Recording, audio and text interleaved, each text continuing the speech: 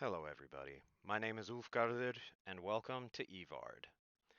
If you missed our stream a couple days ago, I imagine you'll probably want to go back and watch that because a lot of things you're about to see will make a lot more sense. But long story short, because that was like a 3 hour story short, we're trying something new on the channel. And the new thing we're trying is we're about to start streaming today, right now, a brand new Dungeons and Dragons campaign. If you've been around the channel, you know I have been an avid fan of D&D for a long time. I've been running games in D&D for like 8+ years now, and I created a world from scratch to play D&D in, and it's become a passion project. I'm attempting to write a novel series about the adventures my players get up to in this world I created. It's something I'm very excited, very passionate about, and we're starting today with a brand new set of people. And I'm very excited. So the stream right before this, it was from 2 days ago, was all about introducing you into the world, telling you about what you can expect from me as the person running this game, the sorts of things I like to do. Um, I'm not going to reiterate all that here because we have people waiting to play, and I've been excited to play. So we're going to get going. But before we get going, I want to check, is everybody seeing and hearing me okay?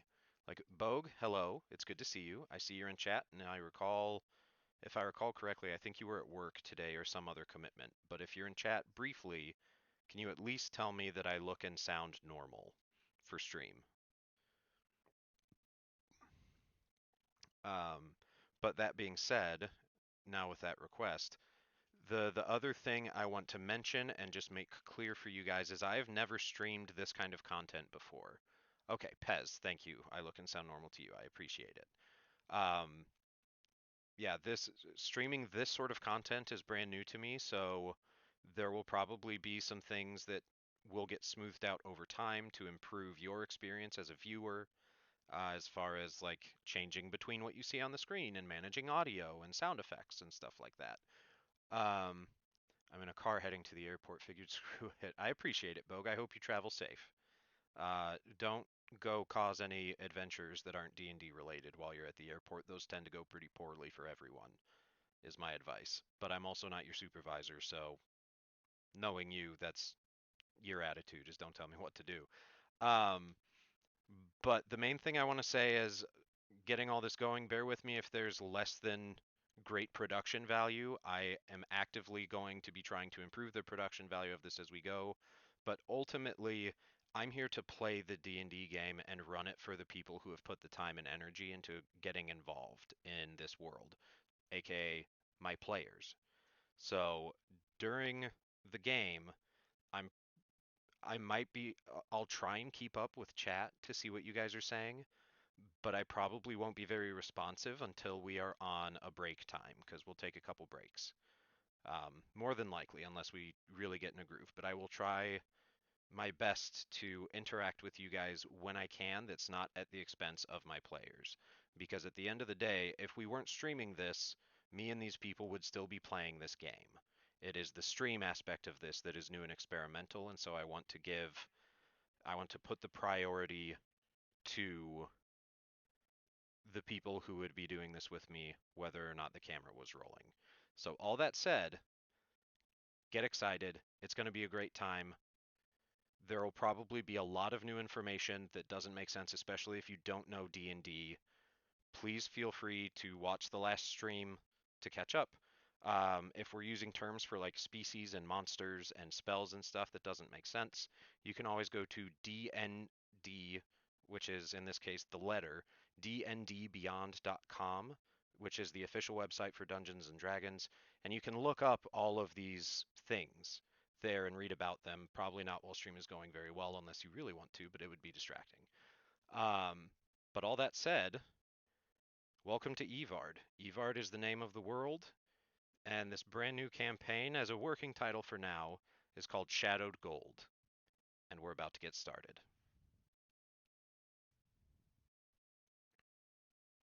Ha! Well, that's the wrong page.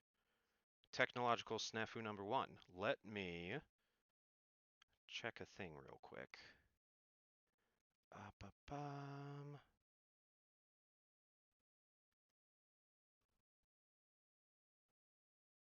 There we go. Okay, now you guys are seeing stuff. You guys should be able to hear stuff as it's going, and we'll get the party started.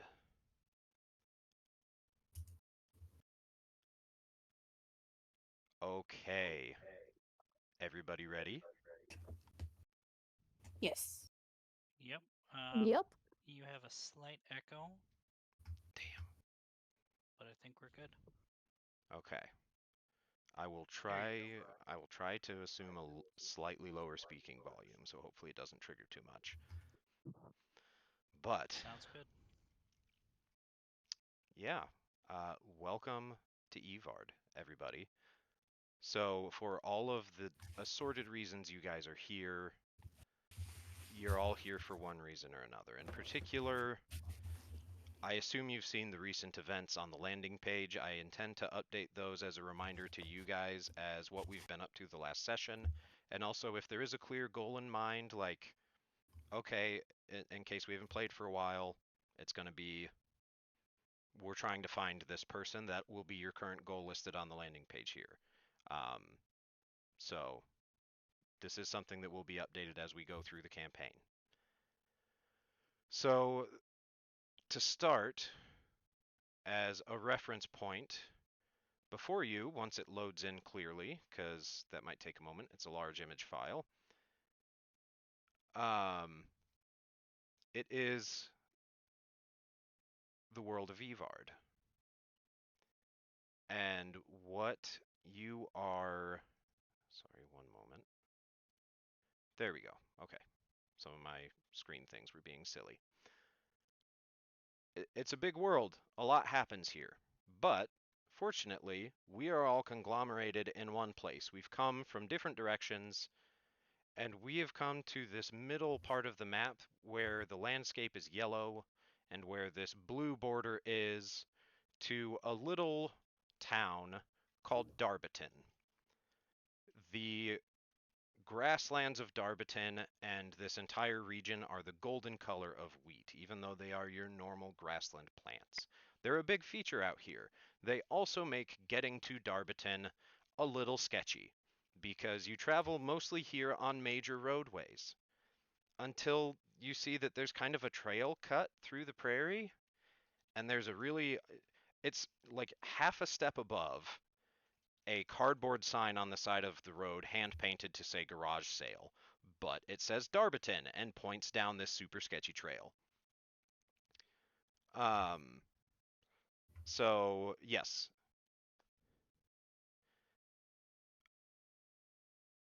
and then you all have arrived here eventually.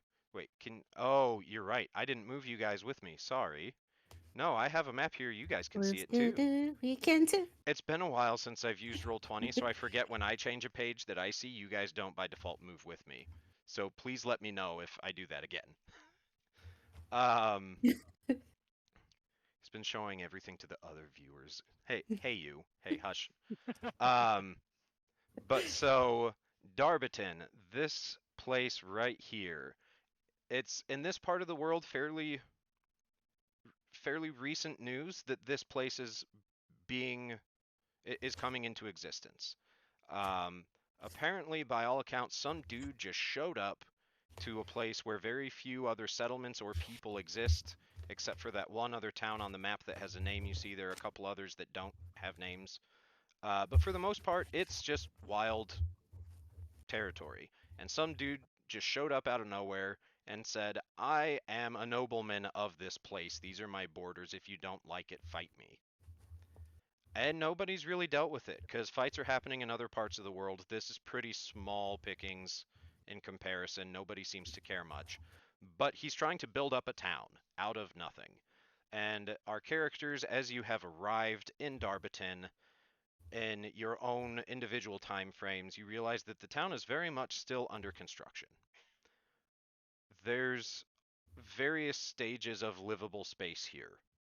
It's not super big, but What they have so far is honestly a promising start, especially for how rural this place is. It seems like they have some ambitions of being a very respectable settlement once things get going. There's the start of like a city hall keep sort of place where presumably the Earl of Darbiton is living or will live. The only place that's fully completed that is of any interest to any of you is exactly where you were told to go, the Blubbering Whale Inn and Tavern. One other notable feature of Darbiton, though, before we zoom in on the Blubbering Whale, is just outside of town there are a bunch of old stone ruins that are dotted throughout the landscape of this region. There was a war that waged here in various levels of intensity or pseudo peace for for thousands of years consecutively.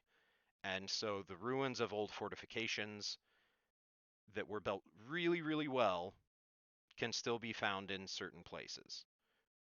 But they've all still fallen into disrepair and ruin, especially since that war ended 329 years ago, and there has been a very tense peace in this territory ever since between the two factions involved. And I mention these ruins because these are important to this place. Darbiton's entire like kickstart strategy, you'll come to realize from spending any time around here longer than 15 minutes, is to try and invite people into these ruins as a place to explore and potentially find wealth or fame and reputation. The specifics of which you don't quite know yet. You haven't really talked to anybody local about it because pretty much all of you just arrived yesterday. And all of you, with the exception of maybe one, were told specifically that you were looking for a person that has a large dog. And that's who you are supposed to meet to talk to about the thing that brought you here, some sort of a job. The other one of you, that's not exactly how you found yourself here, but you know who you're supposed to meet up with. And so, you've had your rooms, you've had a pleasant overnight stay. The Blubbering Whale is more or less essentially finished in its construction, and it is a very comfortable inn. The food is mediocre, uh, at least the stuff they cook en masse for anybody coming in. But it's not bad and it's hot, so it's got that going for it, which is nice. Um, Let me make it so you guys can see this page. Cool, cool. All right, can you guys see the blubbering whale? Black Not yet. screen. It's all black. It looks like you have fog of war on. Excellent. I'm only going to look at stream sometimes to cheat. Okay. No, I appreciate that. All right. First up, one of you should be able to see because you are the first one to come downstairs. Hooray! And you find the place is decently populated with, like you saw in the streets arriving in town last night, a surprisingly diverse population in a region that is predominantly populated by humans. A lot of them, whether they are sort of um, whether they're species associated with other parts of the world or just have physical features as like a regional ethnicity variant of a species, like a human with dark skin or tieflings of certain skin tones or anything of that kind to indicate generally found in other parts of the world. A lot of them have that and consistently showing signs from coming from far down south of this part of the world. But up first, you who can see the map, our dear friend Mountain Possum, since it will become relevant to everybody in a couple minutes, please go ahead and describe your character as you descend the stairs of the Blubbering Whale. What do we see? You see a red tiefling dressed mostly in dark colors, uh, some blacks and earth tones, uh, hood lowered behind his head, and he has an orangish ochre sash across his midriff.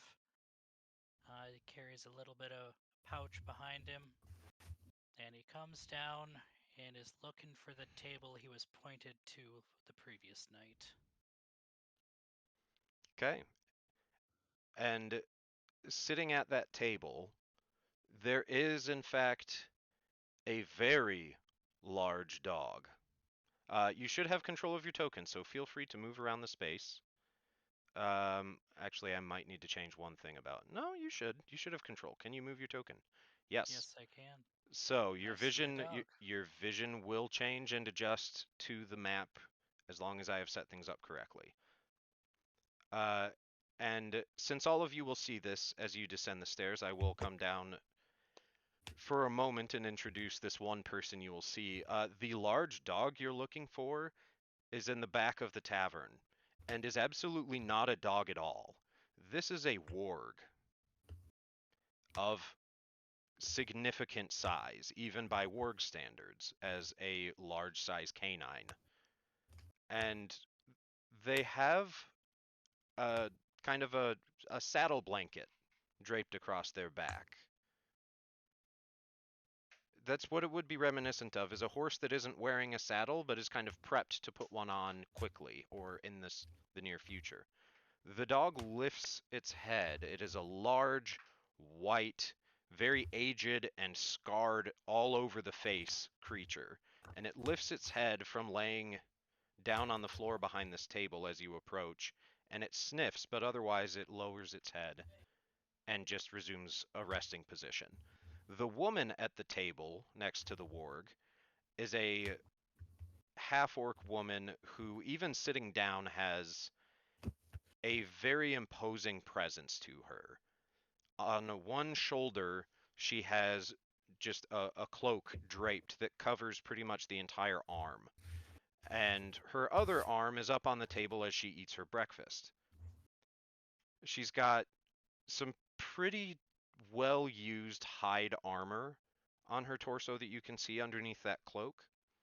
Um, I don't know if it's the right word, but it's not necessarily like a cloak over the shoulders just folded over one, but it's one of those, I don't know if there's a term, but where it like wraps around your body to cover one shoulder at the exclusion of the other, and it like the strap goes underneath your armpit on the opposite side. It's that sort of a thing.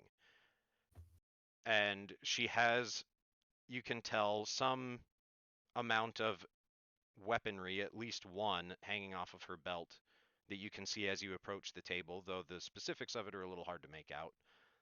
But on her back, she does have a crossbow that's slung up in a resting position.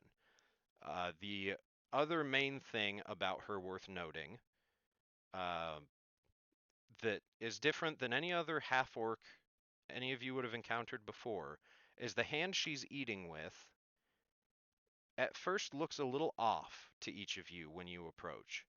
And when you sit and you try and figure out why, you realize that her hand has 6 fingers. That's not a standard half orc or even full-blooded orc thing in Yvard. That is apparently just a thing about her. And Cole, you sit, and she nods at you in acknowledgement, and she just says, "We will wait for the others. Order your Understood. food, and your breakfast will be served in appropriate time." All right, now. About 10 minutes later, another one of you will descend the stairs. You who can now suddenly see part of the map, I do believe Rad, that should be you. Please let me know if you cannot. Please let us know who we see walking down to enter the tavern hall. Okay. You see another tiefling. She has a normal skin complexion, erring on like a little bit more of the pale side. With black hair, red eyes, red scales, and bull-like horns coming from her head. She's rather kind of short. She has leather armor and is wearing some kind of like a blue tunic that kind of like allows her access to the leather pouches that she has strapped to her legs. Um, and yeah. Okay.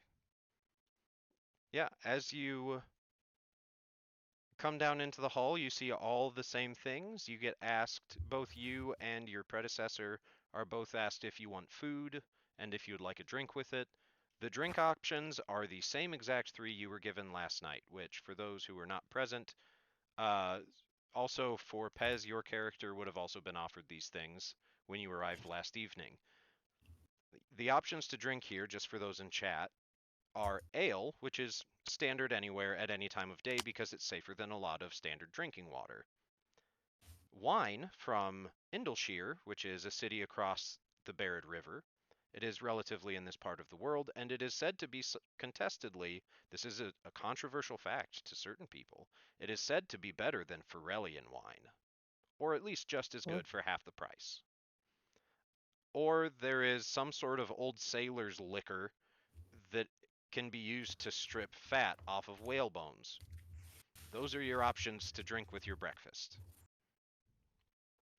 Up first, Mr. Mountain Possum, would you have a drink preference to start your day? This is important for everybody to understand your characters, what they drink for breakfast. I'll take an ale, please. Okay, an ale it is. Up next, Rad. shoot. Water wasn't an option, right?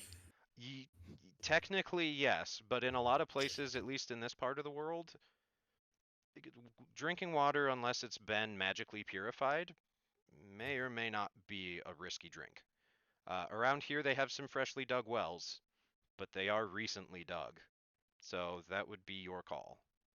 The bartender, Damu, would make sure you understand that that is your risk to take. Oh no. Okay, I'll go with the ale. Okay. The ale is fine. It's better than a lot of just random standard offering ales in other places you've been. I did forget to mention, for chat, the players know this, but this green guy behind the bar, that token, is a little misrepresentative of the bartender because I don't have one that's accurate. But for those of you who know D&D, the bartender here is a turtle. It is a humanoid turtle person, and they're most people up in this part of the world wouldn't even know they exist. But, anyways, Rad, is that everything of note you have to say for your character? uh, question, can I double back on the ale? Yes. Would by any chance Nemo have gotten a bit of the tea that she was offered before? If you ask, yes, you can have the tea, but that is not something you've been offered either time. But if you ask, yes, you can get that same tea. May I? Yes, absolutely. Okay. All right. She'll Uh, ask for the water and then like heat the shit out of it and then make tea. okay. It is brought out to you piping hot. So the heating you do for your own comfort, very understandable. Hmm. But they did boil the absolute shit out of it. Hopefully Okay. literally. But yes, you see the warg laying down comfortably in the back of the bar, and this is it would be kind of a jarring experience, I think, for most people to see what's considered a wild predator to be laying in the middle of such a clean, established place. But Oh the yeah. animal seems very well behaved and just rests. Nemo's staring at it. She's like, you can kind of like see the thoughts running past her head. Like, do I lose a hand in an attempt to pet it? uh, but she would just say in her seat. Where are they again? They are in the very back of the tavern. As you come down the stairs, just take a right, go Oh, up past the bar. Right here. And yeah. there they are. And as you take your seat, you're told the same things. Order your breakfast, you will wait until one more arrives. And then lastly, our final anticipated figure makes their way down the stairs.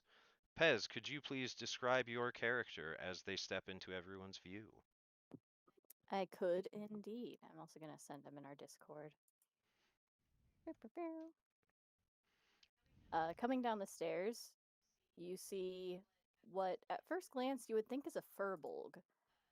She's about 7 feet tall, but unlike a furbolg, her skin is visible and mostly gray. On her arms, she has sort of brown fur where it gets longer, covering her forearms. She has sort of mutton chops on her cheeks, and you can't see anything else of her skin because she's wearing sort of a mix between traveler and adventurer's garb. She has on some sturdy pants with knee pads, she has leather shoes on, nice thick shirt, and a short cloak, a short red cloak. She apparently left most of her things in her room because she's only carrying a few pouches. She does not have a large traveler's backpack like you would assume. And Ulf, can you help me? Would any of these people know what she is? No. Okay, then you think she's just kind of a weird looking furbolg. You stare at her and something looks a little wrong, like her arms look a little too long, she's lanky. Her eyes are that of a predator's eyes. The iris is a bright yellow, and you can almost not see any of the whites, and the whites that you do see are actually a really dark brown or black.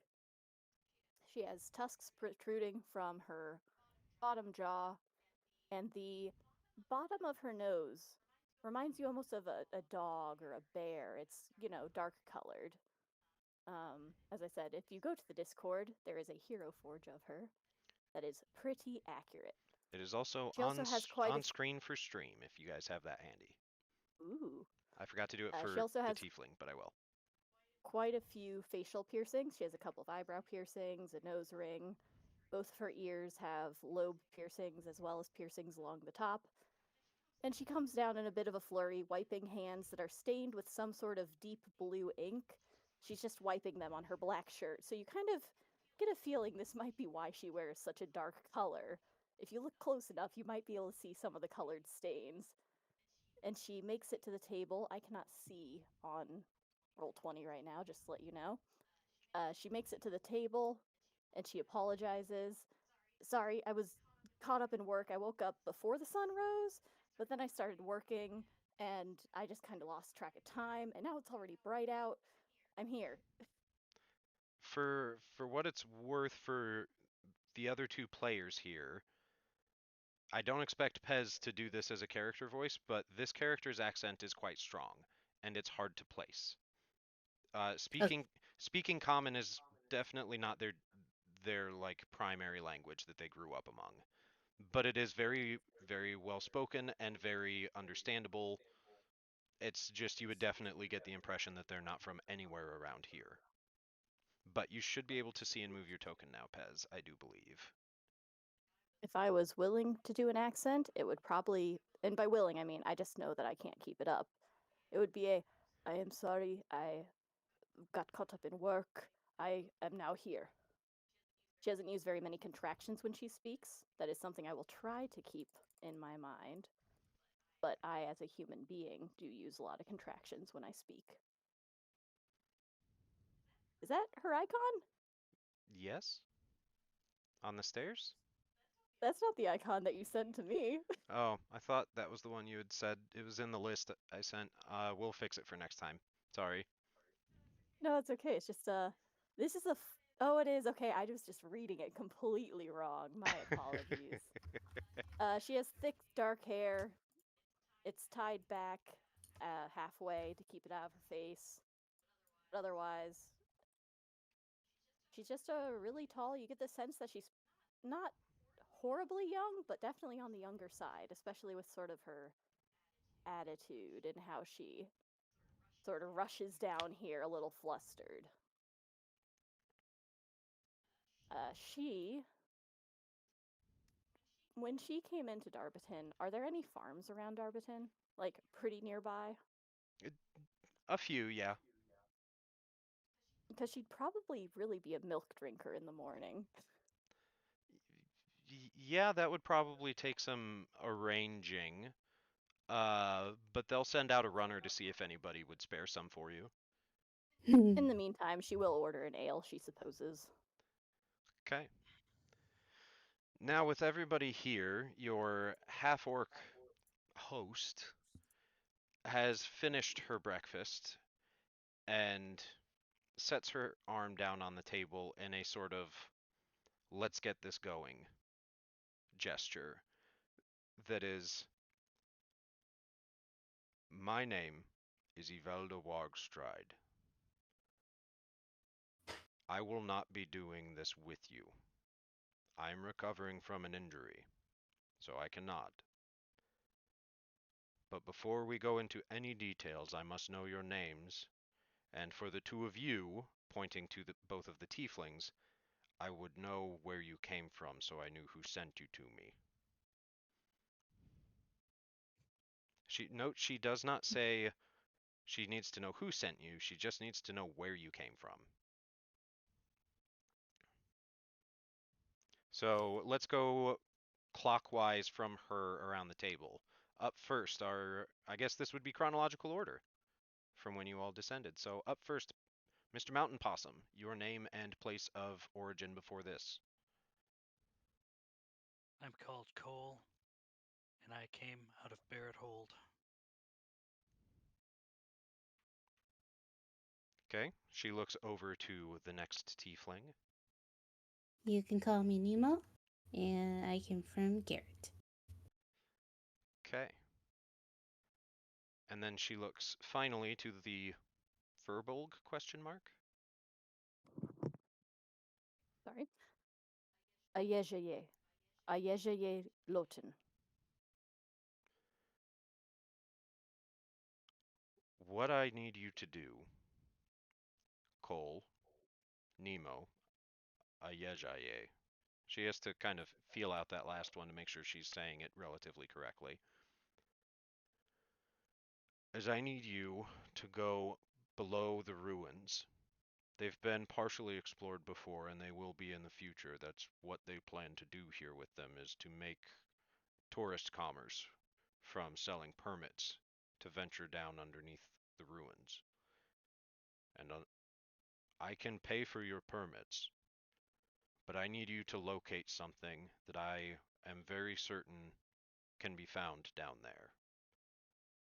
There are dangers.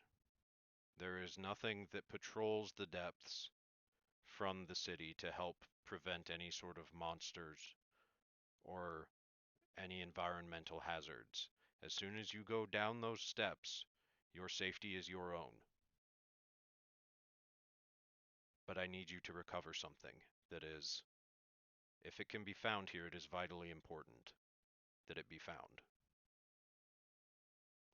I will pay you partially now, and you would not deliver it to me, because I will need to be somewhere else. But I can give you details of who you meet and who you sell this item to, and they will give you the rest of your pay. It is someone I know and trust, so you will get a fair deal with them if you can accomplish this.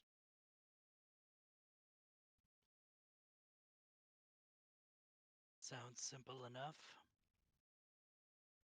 I don't think I was told that I'm have to that I had to go fetch it. Did you think it would walk up to you?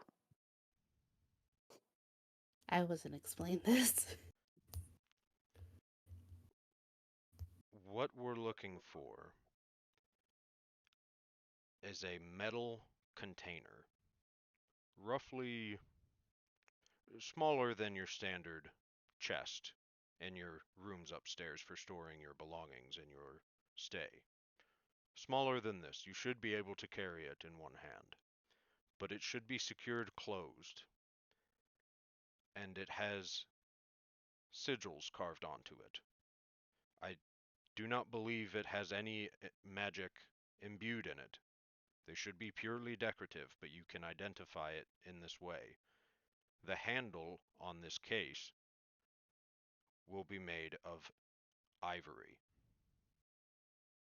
It will be very old ivory, probably yellow, maybe even brown by now.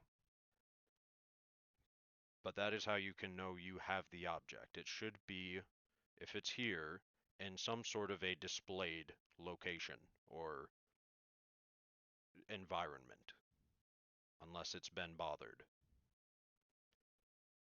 And I need you to ensure that when you find it, not only do you carry it out, but that it is secured closed. It is to remain locked. If it is not locked, you do not open it. My client, who has entrusted me to recover this item, insists that it not be tampered with or viewed. If you retrieve it and there is nothing inside, that is not your fault. You will be paid. But if you have opened this, they will take an issue with it.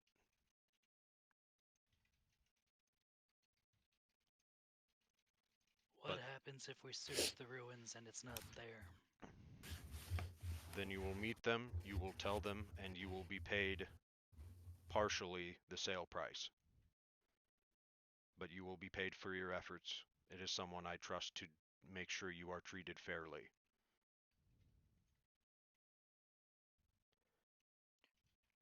Cole nods. Sounds fair enough. Nemo's looking down at the table. She's like, it's fucking Pandora's box. um, but I apologize. I introduced the half orc. I gave you her name. I should put it in chat so you can see it, but so you see how it's spelled. Oh, I'm quite familiar with who this is. It's Yes. actually, yeah, it's Cole's celebrity crush. It's fine. Yeah, as soon as you told me that, I was laughing because I'd already planned how this campaign started. Yes, so Ivelda looks over at Nemo and says, I presume from Garrett you were sent to facilitate the sale and the exchange at the end. This should Yeah. not be a complicated exchange. Okay. Mostly, you are here to help assist to make sure you are treated fairly if you cannot find this item. And if you are not treated fairly, you can find me here in town. I will come back in a few days' time, and you can let me know, and I will see that you are given fair treatment and right any wrongs that were made in the exchange. That's what I need you to do. I understand, Yejeye, you will have other things down there you may be interested in looking for. As long as you find this item, I don't care what else you find or how long you take. But know that the contact will be here in 3 days. And you'll meet him just outside of town near the entrance to the ruins. That sounds easy enough. It'll make me familiar with the underground. I can go back in. Nemo looks like you lived underground. Cole is gonna eye Nemo, just side eye, very surprised that at her reactions that she'd even be here.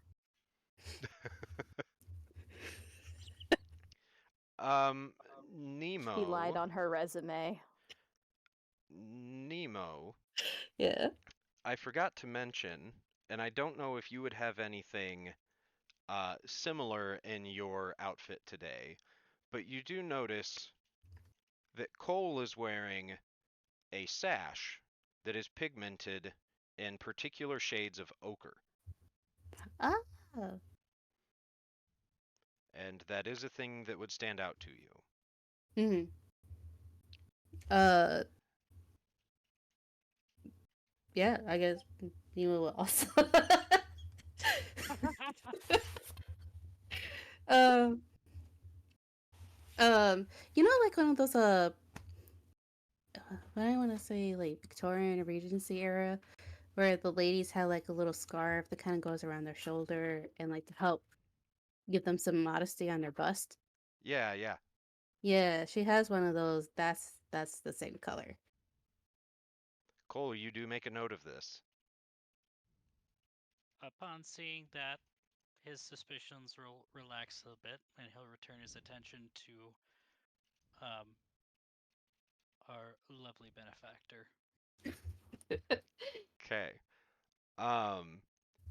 Since this is player knowledge Pez already has, just as an explanation for chat, real quick, using sort of accent garment clothing or smaller cloth features of some kind in your outfit or equipment that is made of a yellow, orange, red variation of ochre pigment signifies involvement in Evard's international criminal organization called the Ochre Pact. This isn't like a gang necessarily. This is a network of resources in which people are recruited, and if you're not a part of it, odds are very, very, very slim that you've ever heard of it. But it's like a criminal LinkedIn network. You can request help on jobs, you can search for teammates, you can do a lot as a criminal with a membership in this organization. You can go a lot of places and expect that somebody there will be able to support you, and the way that they signal it is through specific semi-subtle uses of ochre pigments, ochre being a very common pigment. That's the idea, is that it doesn't stand out unless you know to look for it. So Nemo and Cole, in this way, would both recognize membership in the Ochre Pact. Because this is, a lot of people are a member of this group. So you can go somewhere in the world and you probably won't recognize a person, but you'll recognize their membership. And that's what just happened.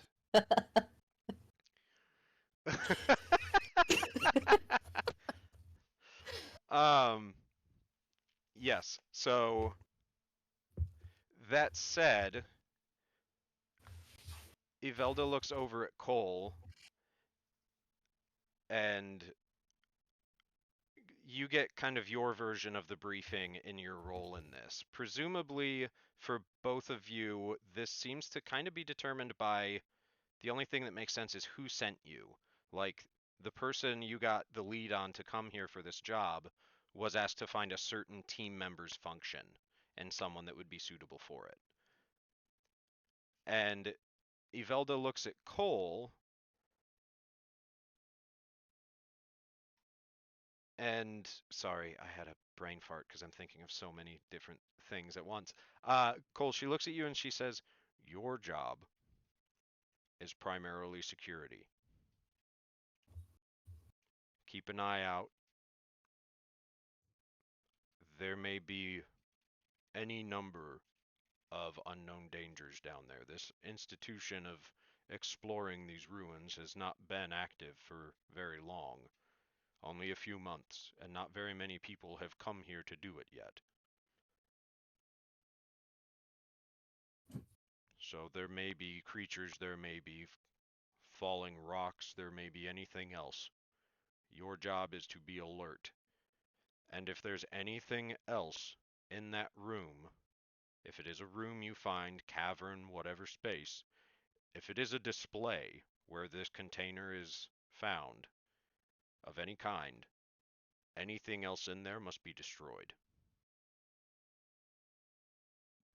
Stonework is fine, stonework can stay, but if there's anything else that can be destroyed by fire or flood or any other form capable of quick destruction, leave no proof that that room was ever there when you leave with this case."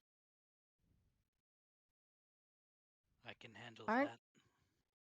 but aren't the people here bringing things up from the ruins to help the town? Why would we destroy so much and not just bring it up? Nemo has suspicions. She's having a lot of suspicions. There is plenty to be found down there that could be of interest to the researchers in this town. What is in there beyond this case is something that would be of no help. It, From what I understand, it is safer to have it destroyed. That will be a bigger help to the town. You seem a respectable woman, and I hate to disagree with you, but history is something that is never better off destroyed. And Ayejaye seems like very serious about this. She's like, this apparently is something that is hitting near something in her life. Yeah. Forbidden knowledge has toppled civilizations. There are some things not meant to be known. Who is the one saying what knowledge is forbidden? There are plenty of people in Garland saying if you can cast fire with your hands, that is something unnatural. And then there are people over in Barrett Hold who use these same sorts of things every day in their life. Why are you the one to decide which history is the correct history? Yvelda is extremely entertained by this exchange and just leans back in her chair to see where it goes.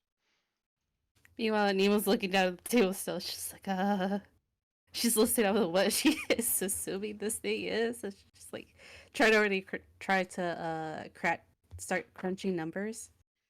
Regardless, we have our instructions. If you're to take this job, my job is to make sure that happens. I understand. I never said I wasn't going to do it. I'm just saying you're in the wrong. I've been wrong before.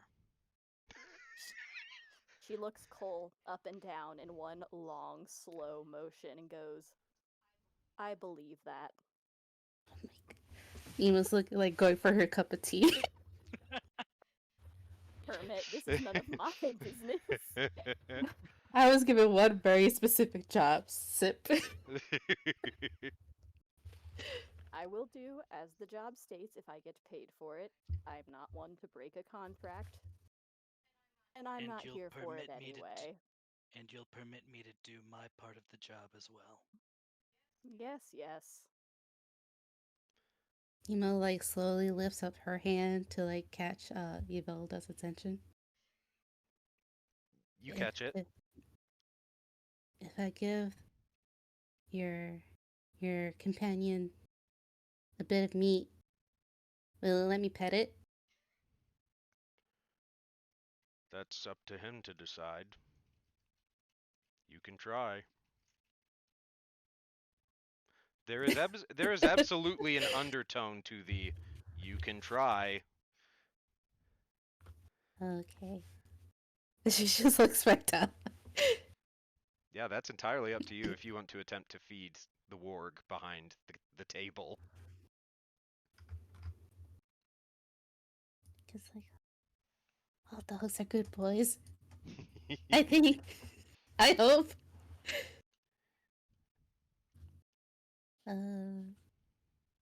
Would you like to feed the pupper, Rad? I would like to feed the pupper. Priorities. All right. Absolutely. Not counting the initiative roll I had you make before stream to determine who woke up and got downstairs first. Welcome to the first roll of our campaign. Rad, make an animal handling check. How do you feel about keeping those hands?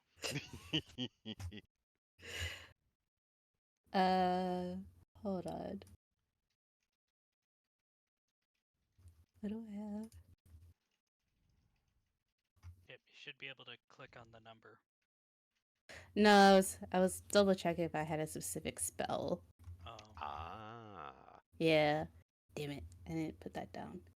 I didn't think I was gonna need it. Animal handling. You got it.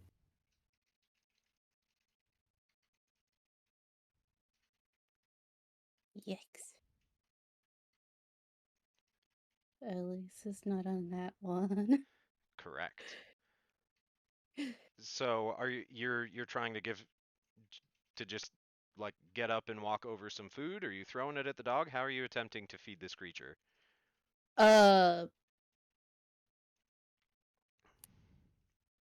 I would like to say that she kind of like doesn't just toss it over, it doesn't get too close, but like try to get low and then like very gently underhand like roll it. Okay. As you do that and you stand up from the table to kind of scoot around the side so you have a clear shot to softly but ballistically get some food to this creature. As soon as you stand up and like get low, his head snaps up and looks over his shoulder, and you just get a snarl and a growl. I just can I still just roll the food and just go back to my seat? You can, yeah. Like, yeah, he could have it. If the warg does not seem immediately interested in eating the food, Ayejiye is going to. I need to click a thing real quick. Is going to make a little hand motion, like rubbing her fingers along her knuckles, and mutter something to make that little piece of food smell just a little bit rotten. Because if I remember right, wargs like carrion. You can make a nature check to check. I just don't know. I guess I probably don't have a lot of experience with wargs. Not a ton. You If would nothing have a else, I'll make base it smell knowledge. bloody. Yeah. You'd have a base knowledge, but probably not a lot of direct experience. Domesticated or otherwise. Domesticating wargs is not a very common Well, practice here. I told you I used up my one good You nat did. 20. You did. Your test roll even before the initiative, her test roll was a nat 20. I mean, All right, I roll. wanted to make it smell like either bloody or slightly rotten meat. Okay, roll me a d4. Any nat 1 is met with a roll I me a know. d4. Okay, so This is what I get for trying to help Nemo. Yeah, I'm sorry. so the lump of meat very suddenly changes in smell, and it is absolutely fucking rancid. Ooh. Like, you might think a skunk died a week ago and is tucked under your table. It's bad. And the warg, like, not quite a panic jump, but pretty quickly gets onto his feet, turns around, and sniffs it. That's the wrong button. Like, start to I'm click for Nemo. definitely not what I intended, but Uh, in That's a res- very strong spell. in response, the warg has a very cat reaction of gagging. Like, it smells maybe a little too intense for what you wanted, but more or less what you had intended. But something about it is not enticing to this creature, and he ends up taking a step forward and, like, using his head to swipe sideways and knock your chair. mine are Nemo's. Yours, Ayejiye. Oh, he's a smart boy. He is a smart boy. Yajier, after the smell hits her, it hits the warg first, hits her next, and she makes a face that makes it obvious this is not quite what she intended, and she quickly just like snaps her fingers, and the smell, while I'm pretty sure it wouldn't immediately dissipate, will stop. And she sort of like holds up her hands in a surrender motion, just not quite what I meant. It's with your hands up in that surrender motion that he comes over and boops your chair with his head. Please make a strength save.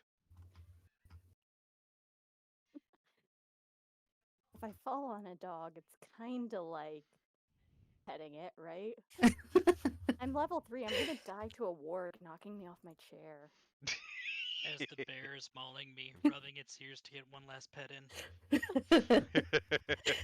I am the white woman. so so he goes to do this, and this is absolutely enough force to send you out of your chair sideways onto the floor, and not just in the same space you were in. Like, this dog was this warg was mad. This is a very intentional but non-lethal form of fuck you. Oh, But you are also fairly used to dealing with large creatures who use this sort of movement to express their displeasure with you. And so you kind of know how to center your weight and shift it so that the chair stays grounded and you stay in it. And Evelda just seems amused. Like this is more or less along the lines of how she expected this to unfold. Hands still up after maintaining balance. I get it. I get it. Mammals are not my forte. Nemo slowly turns back to Yashai. What is? Same size, scalier.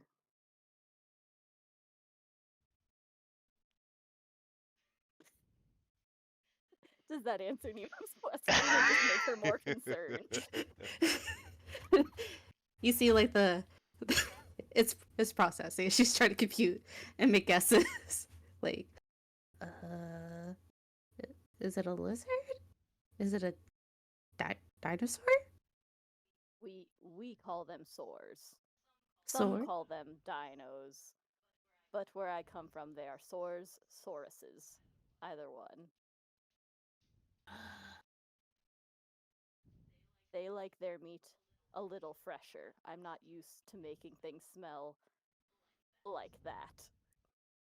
Motions to the little, morsel you rolled that thankfully no longer smells like a freshly roadkill skunk. Tasty. Nemo's gonna leave that on the floor because she's not gonna go try to pick that back up. After bumping your chair, the warg walks back to resume his position, which was facing away from pretty much all of you. And as he begins to like do the circle before laying down that many dogs do, he pauses and looks at the scrap of previously overwhelming food, and he baps it with his paw a little bit and lays down. And if he decides to change his mind, it's close enough now that he might eat it, but he doesn't. But the option's there. But he's not happy about it. Yeah. He seems conflicted about this whole thing. Um, and Evelda just kind of looks between the three of you in a like not an impatient sense, but still kind of a are we done? Can we move on now? Sort of way. Which when I say things like that, that is the character. That's not me as the DM being impatient. Mm. Like just to clarify for you guys, I don't give a shit if this is the sort of stuff you do. I love it. Uh, but she is a pretty straightforward person. And so she nods and she looks at the three of you and she says, "Is there anything else you need of me? Because I will need to leave town this morning once we are done, and I will be back in 5 days." Uh, do we have? Did she mention how we're supposed to find this other person? We're uh supposed to take the item to? Yes, she had said that they'll meet you in 3 days near the ruins entrance where you'll be Okay. descending. Uh, but she didn't necessarily say anything about the person. Um.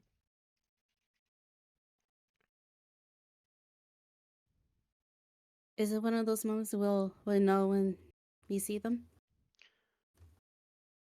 She's about to answer, but then she actually leans and looks past you, Nemo, at this small inhabited table kind of behind you that is entirely populated by drow. Drow aren't really very common in a lot of Evard, particularly outside of a region far in the east called the Quercan Woods.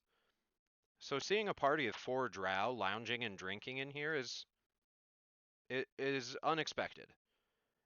And she looks at them and she says, "Normally, I would say you would meet a drow and that would be sufficient." Uh, okay. Uh, Um, he should have a black cloak that has gold embroidery. Gold, the metal embroidery. okay. Making notes. He may use one of several different names. I do not know which one he'll pick, so I cannot give you one. But he will know you. Since Yejige was obviously not here specifically for this mission originally, she is listening, but just like not super, not necessarily not interested, but just like, yeah, drow, box, She's nodding. got it. Yeah, Yep, yeah. nodding, just sipping whatever drinks she has in front of her. If you would That's decide that you want someone else to go with you, I believe that man at the bar will hire out services into the ruins. And sitting at the bar, there are 2 people, one of which is dressed in absolutely filthy clothes and looks like your standard bar bum, uh, and is a human. That's this dude right here. Certainly not who she's talking about, because the guy in this seat looks like he's decked out to go on an adventure. He has armor. He has a crossbow on his back. He has a mace on his hip, and he is an Earth Genasi, which is also exceedingly rare for this part of the world. Particularly since Earth Genasi can have a lot of variation in how they appear. Uh, this one has pretty like even colored gray skin that's like medium dark shade of gray. But across the parts of his body that you can see, he has anywhere from small individual flecks to entire like ribbons of like dark or undersaturated yellow or orange, maybe a little bit of red. It looks like he has iron veins in like as part of his skin. So he definitely stands out. I don't know his price. You would discuss that with him, but he has gone down with others in the past to explore the ruins. Even if you don't hire him, he may be able to give you advice.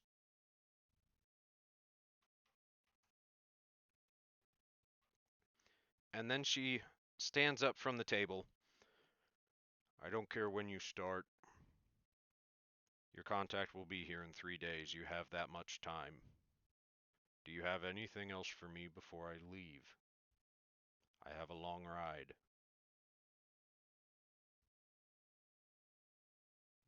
Will you have more work for us upon your return? "Currently, no, but that might change. I might find some when I get to where I'm headed now." Look at you thinking of the future. "Look at you wanting to stay near your celebrity crush." Hey. Hey, hey, shut the fuck up. Hey, as far as anybody knows, she is single. Her her reputation, for those who know it, is not one that indicates a partner. So, you're saying there's a chance. Exactly. So Cole nod and say, "Ride swift, ride well. Hopefully we'll see each other when you return." "I don't ride any other way." And she Hmm? starts walking towards the door. Uh, And Oh, Cole is gonna watch her leave. I don't know off the top of my head if any of you speak Orcish, but you would No. hear her bark out a couple of words in the Orcish language. That if you do understand it, there's no need for me to be secretive about it because it's obvious as soon as she says it what they are. There are a few commands to her warg, who gets up and follows her out, and everybody in the room watches them leave. Cole is not the only one, but everybody else is watching the warg.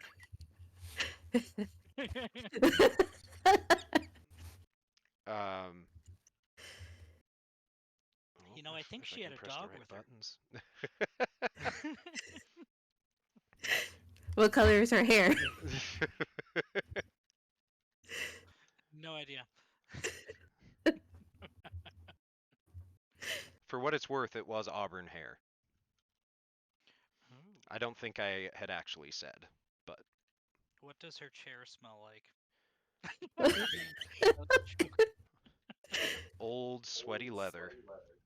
Say, I just used some lovely smell changing things. As she leaves, somebody in one of the tables over here, particularly a brass dragonborn, starts absolutely causing a scene by coughing and like having a fit and slapping their bowl of food off the table. Oh. This tastes like shit! And you realize that a server brought out food from the kitchen, which is that door right next to you, right about the time the warg tried to shove a Yejiye out of her chair. Apparently, some of it got in that man's food. Oh no. I did all I could. I dispelled it. I can't be to blame here. There's a bit of a kerfuffle, but he works with the staff. They apologize, and he gets his food replaced. But it hit somebody else. But yeah, the three of you are now left to your own devices in the middle of this town. Uh, I think we'll go ahead and take like just a quick 5 minute break, bio break. That's for Mm. us and for those of you in chat. Everybody all together, drink water, eat food if you need to, take meds if you need to, and we'll be back in just a few minutes. Hail hydrate. He'll hydrate. Be back. Bye bye. Hello, welcome back. I hope you had a good wellness break. I hope you're all taking care of yourselves. And our resident wellness caretaker, dear Sweet Millie, is not going to have to do something about your self care regimen. Because she will, and overall it will be for your greater good. But it won't always necessarily be enjoyable. Dear Sweet Millie is a goat, because if you did not know this about me, I do actually own goats IRL, and she can do stuff. But that's not what we're here to talk about. Gabs, thank you. It was so good to see you. I don't know if you're still in chat, but if you are, thanks for stopping in and saying hi. I hope you've been well. I know it's been a hot minute since I've been around. I know this is different for those of you checking in for the first time in forever. This is different from what I've normally done, but yeah, at least for a little while, I'm going to try streaming Dungeons and Dragons on the channel, since that's something I've always been passionate about and have a lot of fun doing. So I hope from what any of you have caught so far, you've been enjoying it. Um, a fair amount of things might not make sense right now, especially if you're not familiar with D&D, and that's okay. I did a stream on Thursday that you can go back and watch that talks about how I run games, because there's a lot of stylistic stuff individual to the person in charge of the game, and about the world that all of this takes place in, because it's one I created. Um, and I would suggest finding that on my YouTube channel, just Ulfgarður TTV on YouTube. Um, and the reason I suggest that, I don't normally care if you watch a VOD on Twitch or on YouTube or some other means, but but specifically I suggest YouTube because I had some sound issues twice in that stream, and I was able to edit out those sections in the YouTube VOD. So if you want to go back and watch anything there to learn about any of the stuff happening as this campaign goes on, that would be the place I send you to. So feel free. But anybody else hanging out, I'm glad you're hanging out. I'm so grateful and excited to have you here.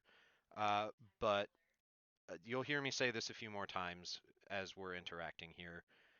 While we're in the midst of playing the game and not like beginning end of stream or getting in or out of a break session like this, my focus is going to be on playing the game for the characters because this is a very mentally demanding activity to do on a stream. So unfortunately, I won't be really interacting with chat a lot during gameplay. I'll do my best to at least read, and if something really important comes up, I will I will address it. Um, if it must be a time sensitive thing, if I as soon as I notice it. But otherwise, I appreciate your patience. That's also just so I can find my groove streaming this kind of stuff as a type of content. But like production value for you guys is going to go up. My ability to hopefully interact with you more as we're going along through the campaign and more sessions should go up as I figure out what I'm doing and get all the stuff ironed out with this. So I appreciate your patience. It's not that I don't want to interact with you. I just want to give you guys the best experience watching this game, which means I need to give my best experience running the game that I can. So that said, I hope you're doing well. Thank you for being here, all of you, and we're gonna get back to it. Back to more adventures.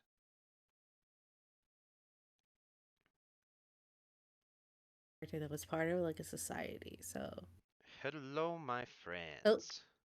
Well, Hello. howdy. Is everybody back from break? You've taken your drinks, snacks, meds as needed?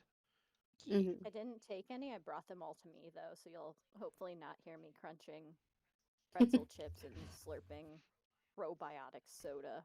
Excellent. um, Um, you got the ollie. Poppy, so like off-brand Ollie. Yeah. um, so yes, we'll go ahead and get started then, since everybody's back here and we have a little bit more time in the session. You have been given your job and your assignment. You've been given 3 days to do it. It was not stated how long your journey might take or how much time you were expected to commit to it. Um, I guess there was one thing that was supposed to have happened that I forgot, so we can retcon real quick that as she was getting up to leave, she would have plopped coin purses on the table. Woo! And inside each coin purse is 50 gold pieces, which gold can have different measures in different D&D worlds as to like how big a deal it is to be paid in gold.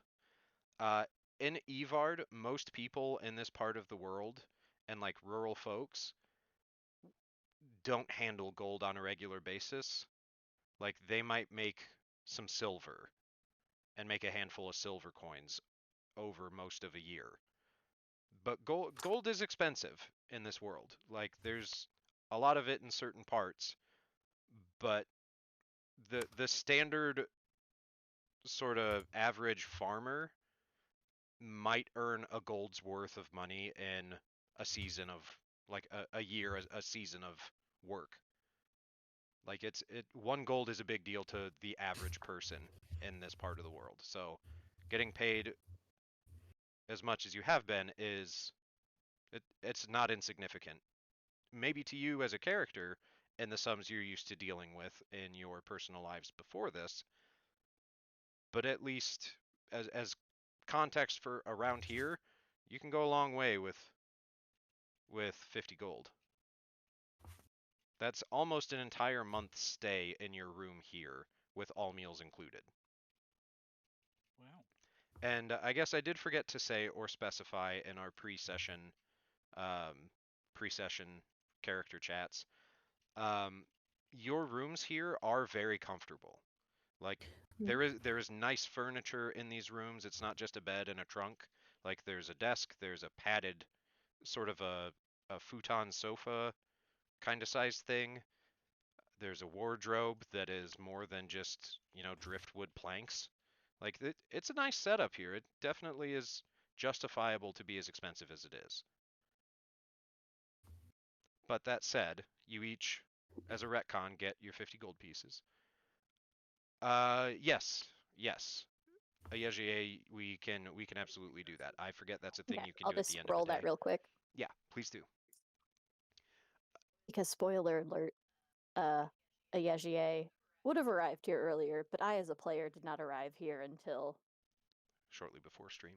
2 hours ago. I did not know where we were starting this campaign. But if we are ready to jump back in, Yeah. Yeah.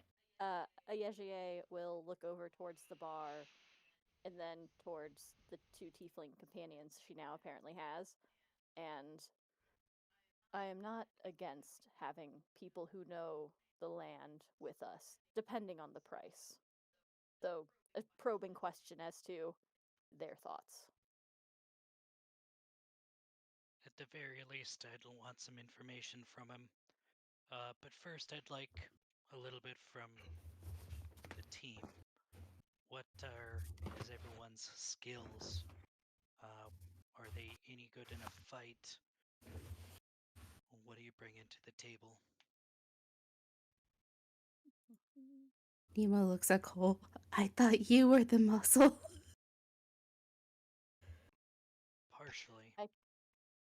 I can protect myself while traveling well enough. I can help others, and sort of glancing around the room for a second, I do know magics. That's I'm all you're gonna, getting right now. yeah. Cole's gonna reach into one of uh, his pouch, and he's gonna pull out a pipe and start packing it with tobacco. I'm familiar with some as well. I'm better at a mid-range distance than up close. Uh, I would also prefer to stay away from enemies.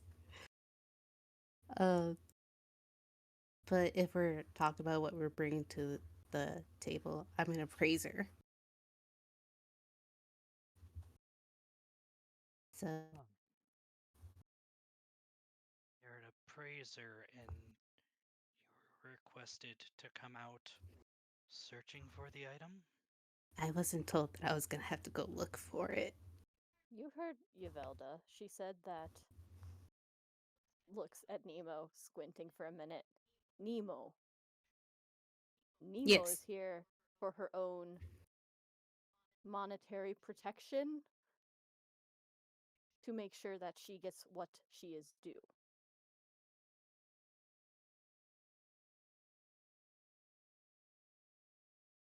Right. Yes. Or were you not listening to Yvelda? Oof. You know, now that you mentioned it, I thought I saw her glance down a couple of times. You don't need a high passive insight to realize what Cole's focus was.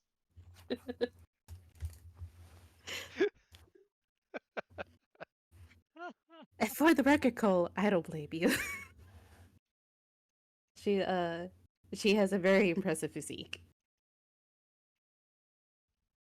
Also, did any of you notice how many fingers she had? An oddity to be sure. But there are plenty of those in this world.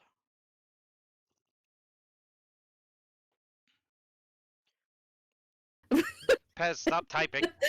Stop. I can delete it.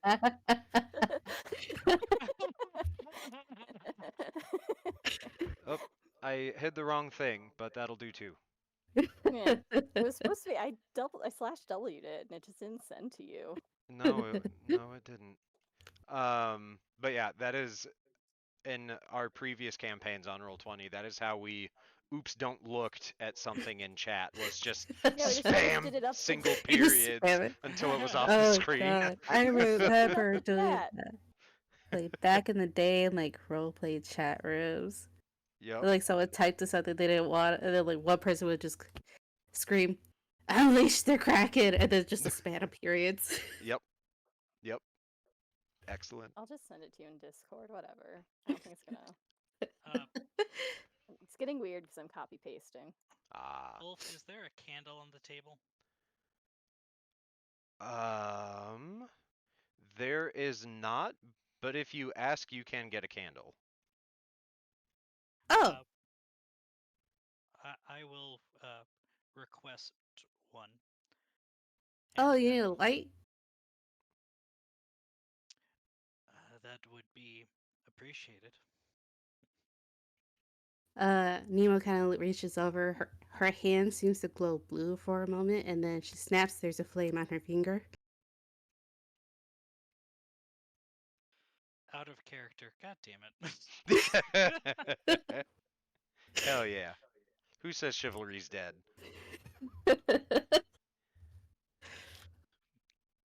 I'll take a few puffs. Thank you. Yeah. Shakes her hand. The flame is gone. And I'm gonna. Cole's gonna lean back in his chair for a second. Well, we can touch base with the Genasi. At the very least, get their layout of what we can expect below.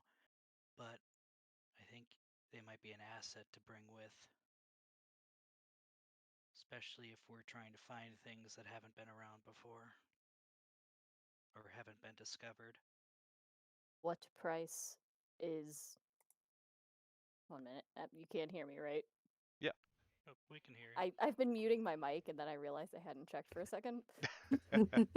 Sorry. What price is acceptable for an asset in your eyes? Because we should figure this out before we go up and start haggling the price of a person. Out of context, this conversation sounds weird. I hope you both know this. What still smoking my pipe. Just give her a side eye. Up to 10 gold, but I won't offer that. We'll see what they think is reasonable. Ayejige nods. You are aligned on your expectations now. Are you good at haggling?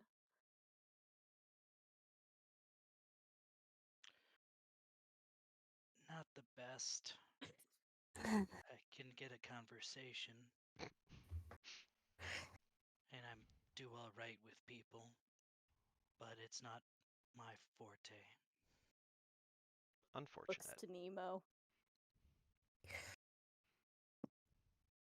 I haggle for a living. But my thing is, we don't know anything about this person. Like, we don't even know anything about each other. My main concern is motivation and the possible likelihood of something going wrong with this other member that we're trying to bring into the fold. Are you supposed to be keeping this job a secret? No. But, um, I can at least trust maybe you two to not abandon me or drop a rock on my head. Because obviously you have been vouched for I'm in order to gonna be at look. the table. I'm gonna look at Nemo surprised. And is there a reason we would intuitively want to do that? No, Known you no, for no. all of 5 minutes, Cole. It's not out of the realm.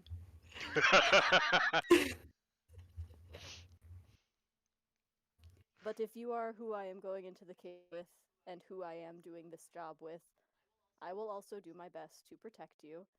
If nothing else, as Cole suggested, we can get information from this person. We can figure out what areas have already been scoured and perhaps go somewhere new. Yes. Yes. Also, typically information like that should be a little bit cheaper than renting a whole person. Like we said, we'll let uh, them name their price before we do. Lead the way, So, Nemo. I guess Oh you can give a boy. little hand motion. Oh, thank you. Okay. Their motivation Okay. is coin, by the way. Uh, Is that your motivation, Cole? To a certain extent. We all and know it's so that you'll be liked by your celebrity crush. There are other motivations as well. oh, okay. Well, I guess this is the Janot. That's the person, right? Yep. Okay. All right. I'll stay waiting at the table. I won't. Nima gets here. She turns around to Cole like, "Hello." Piaget will come with you. Okay. Okay. You're an adult. You haggle. Oh, Is Nemo an adult? Has this she been is. established? She looks really young, but yeah, yeah. Age-wise, she is an adult. Okay. Um. As Uh. as you both leave your table and walk up to the bar and approach this Genasi, he is about halfway through a cup of, well, it isn't wine because it isn't red, and it isn't foamy like an ale. Oh, This he's mu- ballsy. this must this must be the whalebone stripper, and he's about halfway through a cup of it, and he looks up at both of you as you approach, and yeah, he looks like he's having an okay start to his day, drinking his not quite turpentine, and he just goes, "Well, good morning, Good good morning. good morning." Looking at looking up at Ayejier. I don't remember if it was said Ayejier how tall you are. 7 foot, I believe. Okay, Yeah. it was. Give or Yeah. take. Yeah. And AK. and so he looks at Nemo, and then you watch his head just tilt to make eye contact with Ayejier, like he is not sure what to make of her, and just, yep, yep, that's all I have. Good morning. Piaget will give a little wave, but Nemo's the one talking here, so she will not. So I've been told that you have been to the ruins nearby. Yeah, a couple And times. and so I was wondering if we could bother you for a few minutes and ask a couple of questions about the layout, and like what has been discovered so far. Not discovered, the word I'm looking for, explored. Okay. Yeah, sure. Well, that's hard-earned knowledge you're trying to get. You know, I've almost died down in there twice now, I think. Three? Oh, No, that was before, twice now. So But some of this stuff what's might in be a little hard to remember. Very traumatic doings, you know. Almost dying. mm, but what's in there must be worth quite a bit considering you keep going. mm. Or he's just an adrenaline junkie, I guess. Is his name Ulf? Ayejier, he looks at you and gives a grin that's just like, all right, fair enough. Like Cole's gonna it's be an slowly making acknowledging, his way respecting around grin. and eventually sit on the other side of the Genasi. Okay, are you trying to like stay out of his peripheries while you're doing this? No, We got him I surrounded. just I just finally moved over. Okay. We Uh, cornered this poor man. well, Cole, you get to about here because you'd have to walk around this big table to get around that far. You get to Yep. about there, and his head jerks over and sees you, and he goes, "No, come this side."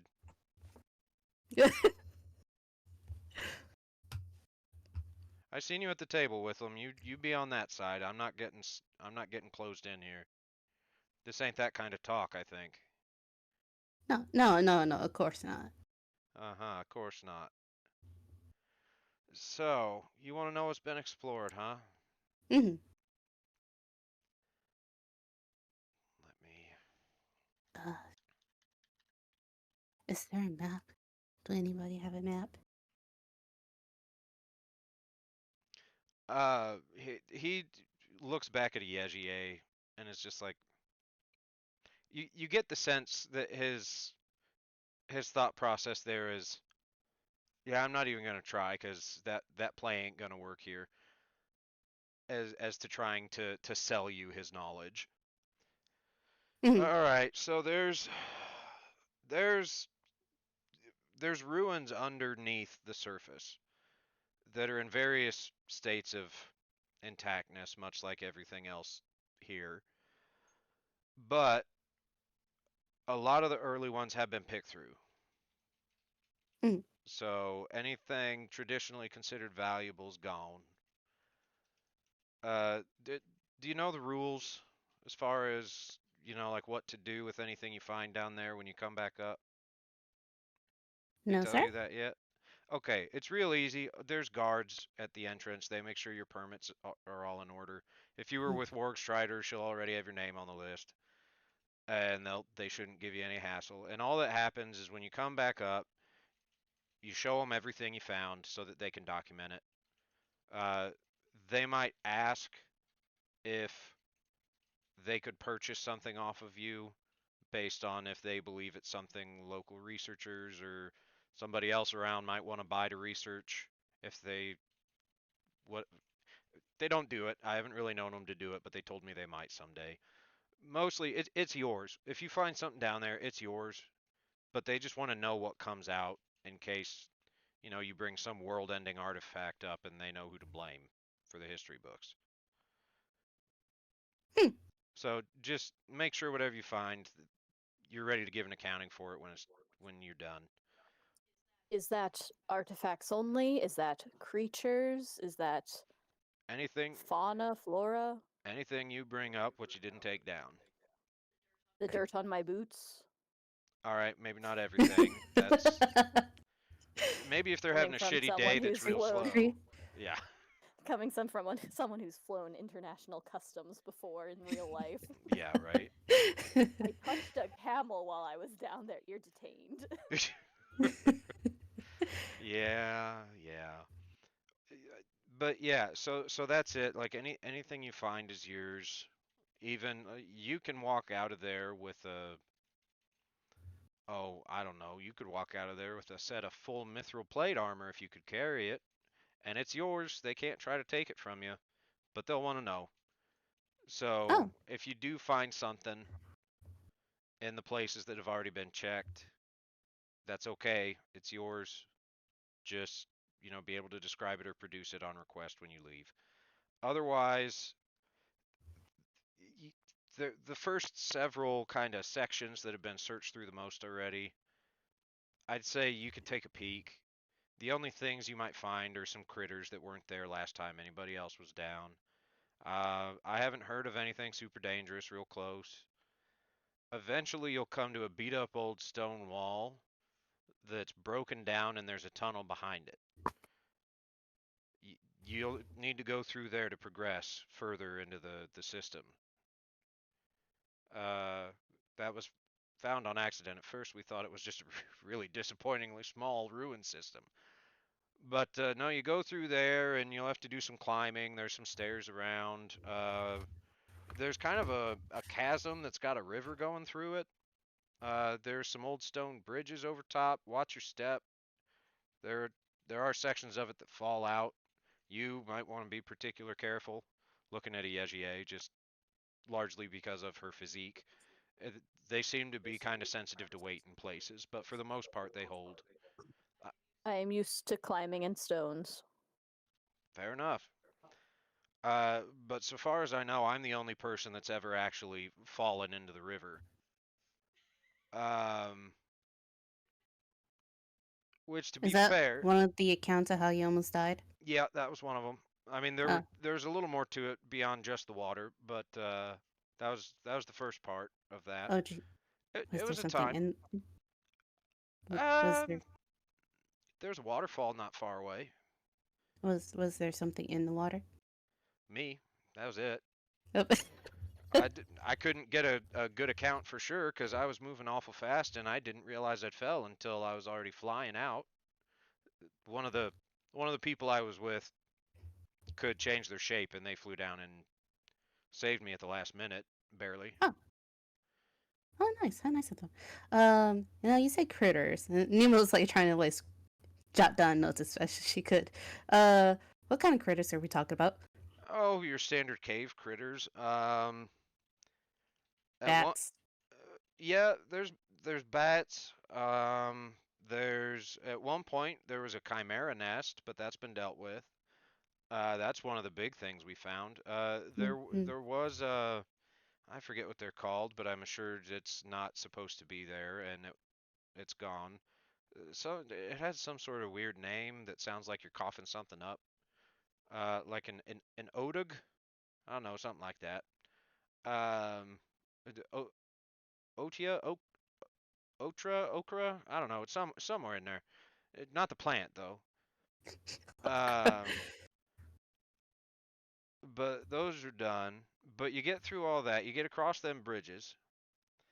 There has been a small little goblin camp scene before. They haven't given anybody grief. I think they mostly are just trying to not die because everything down there is made to eat small cave dwelling other things.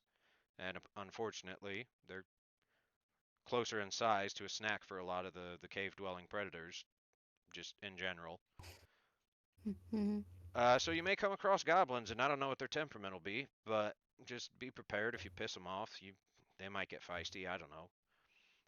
But I don't think there's a ton of them. I think a lot of them been killed. Okay. Um, but you get through that area. There's a hole. There's a big old hole just cut through the stone. Naturally, it was that way when we got here. But there is a rope going down, so you can get down and up. So I hope you can climb. But the real kicker is when you get down past that rope and you get into the ruined buildings after that, because there was some wild shit found in the ruins down in there. From what I heard, there was some fancy armors. There's some magic items. There's some old research from some long dead dude. Uh, they found a creature I'd never heard of before and haven't seen since. It talked to your brain, which was weird. It was a little floaty thing, lots of tendrils. His eyes are on top of stalks, and he can make really stinky gas clouds. They're horrible. Uh, the smell's horrible. Like he himself wasn't bad. I don't know if he's still there. I think he left, maybe. I don't know. Uh, but down past that, I've never gone, so I don't know. Oh, But okay. down after that, I don't even know how many ruins are left. You might just be in some other underground cavern system, or just one room. I couldn't say. I don't think anybody's gone that far yet. The rules for bringing things up that you talked about. If we brought up a a container that we have not opened, would we be forced to open it? I don't know. That'd be between you and the guards. I guess if the guards knew that you'd been hired to go down there by Wargstrider, they may or may not. They she gets a little leniency with them because a lot of times she sends people here on the academy's behalf. He works Okay. for the academy. Not as a Yejier, me just being Out of looking out character. from See, across she's the got brains room. and bronze. I don't um, know. I've had some characters around and with the academy before. um, let's see. Do we have any other questions? What? Yejier will have a question. Yeah.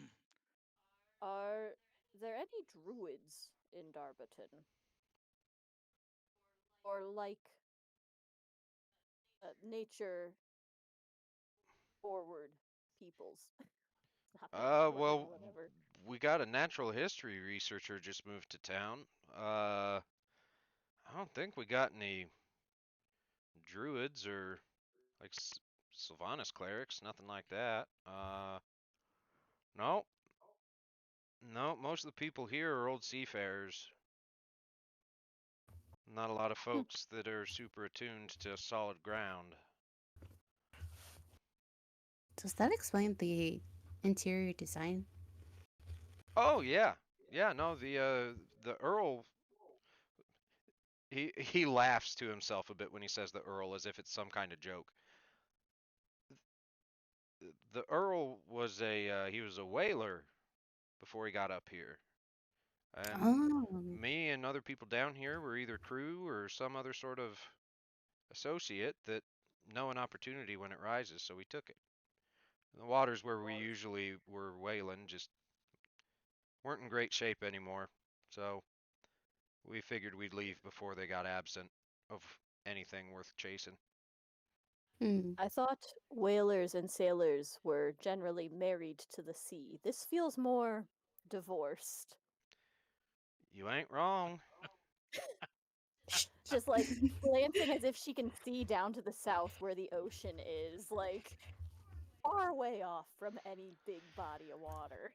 He takes a swig out of his cup of bone stripper and leans on the bar like he's about to start a controversial or conspiratorial topic, and he goes, "You know, rumor says, though he won't answer it, and he gets upset if you try. Rumor says the Earl himself's from the hold originally, before he went to the water. So after he found himself a fortune's worth of fucking ambergris and claimed all this land and bought all the stuff to build it with that fortune, they said, or they say, that he had some beef to come back up and be some part of Barrett Hold or get what was rightfully his. I don't know entirely what that means by claiming land that nobody else claimed. That's not really taking anything, but what do I know? I'm just a hired crossbow. Hmm. Speaking of which, if you want an extra set of eyes, I am inclined to hire out services to go explore the caverns with you. It is pretty much what I do. To which Damu behind the bar says, when he's not drinking, shush. Is Has Yeshie met many Genasi? I don't think she has. No, There's no reason for this her would to. absolutely be your first. So, this is gonna come off offensive from her, but that's okay. Is she just sort of takes a minute to look at him, looks at her companions, and can you see in the caves? Yeah. Does Oh, he have dark vision? oh yeah. You in the dark? Yeah. No, I got dark vision. I can see. For some reason, I thought that was only a fire genasi thing. Maybe I'm thinking of 4E or something.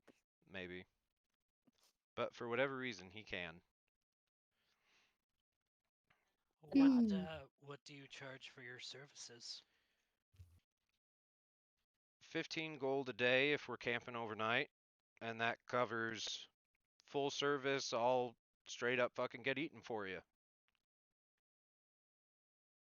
I I don't won't think that. willingly jump down into that river again, though. You gotta pay me way more to do that.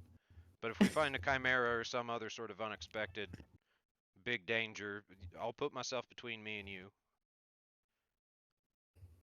Or between it and you. That was just me, the DM, having a misspeak. That was great because he's already drinking. Yeah, I mean, he is quite demonstrably some amount of intoxicated.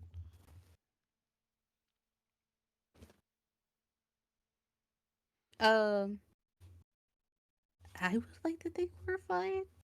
She looks to the other two, unless you really want. Um, those set of heavily lidded eyes. It's not like we'd take him now. Well, when do you expect to go? If we take him, it'd be after he sobers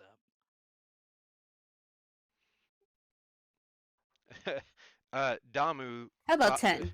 Damu behind the bar does chime in after he sobers up. He goes, "You're never gonna fucking believe this, but Ron's a better shot when he's drunk." Uh, And he goes, "I'll stop that was drinking so right sad. now if you're wanting to go today. I'll have a couple hours of prime shooting booze in me, but I'll sober up from the moment you say it's a deal." Yeji just sort of shrugs. She has no dog in this horse race. But Nemo, you were gonna try and haggle? Yeah, 10. Okay, make a persuasion check. Or if you would want to use some other kind of social check, just tell me how you're doing it, and that can suffice. If you want to try and intimidate him, you can also use that as a skill check. Whatever Um, whatever suits you best.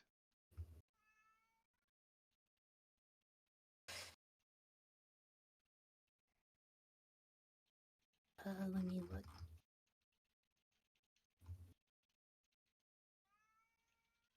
I'll do the persuasion check for now. Okay. Yeah. No!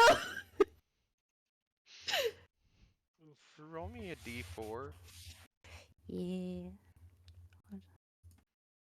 We're Good. killing it today. We're so good. We're on fire.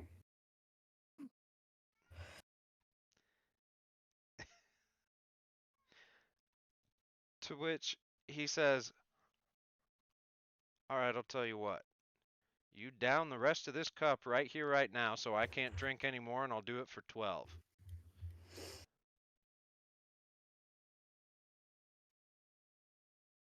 Not One moment. you, not you, you, pointing at Nemo.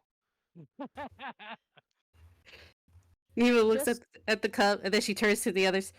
We're all chipping in for this, right? may I say a blessing over you before you try this, Nemo? Uh, you may. But The first. answer, but the answer is yes. Okay, I'm not the only one paying for him. Um, so if Nemo says yes, Yeah.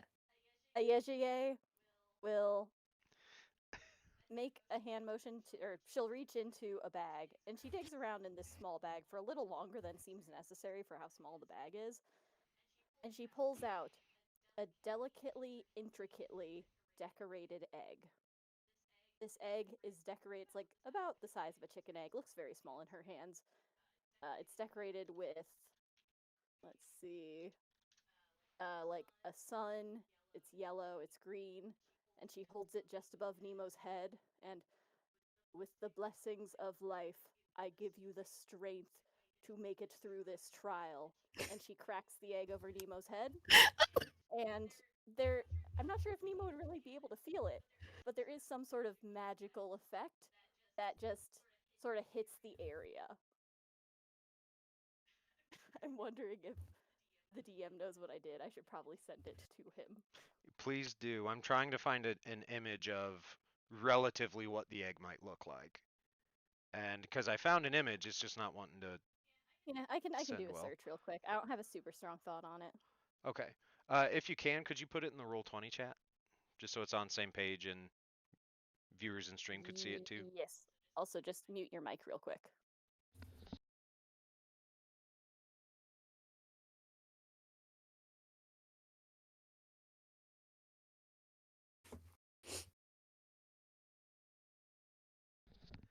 Okay. It was easier than doing the whisper chat. I just yelled at him across the room. Okay. All right. Um, yeah, so Nemo, you're doing this? You're really doing this? Yeah, yeah.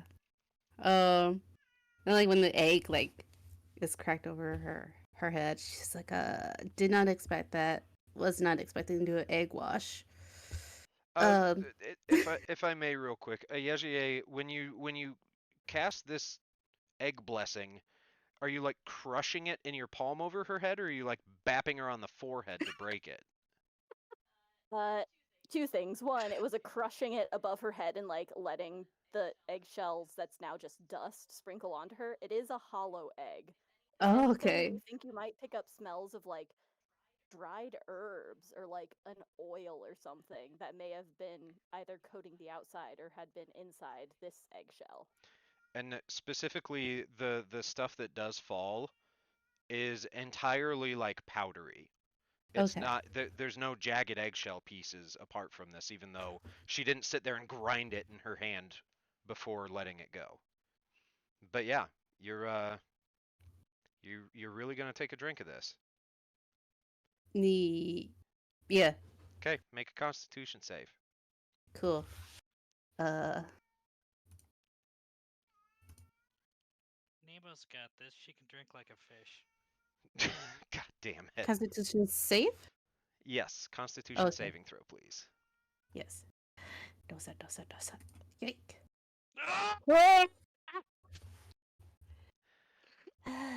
Today's a Yikes. great day. Okay.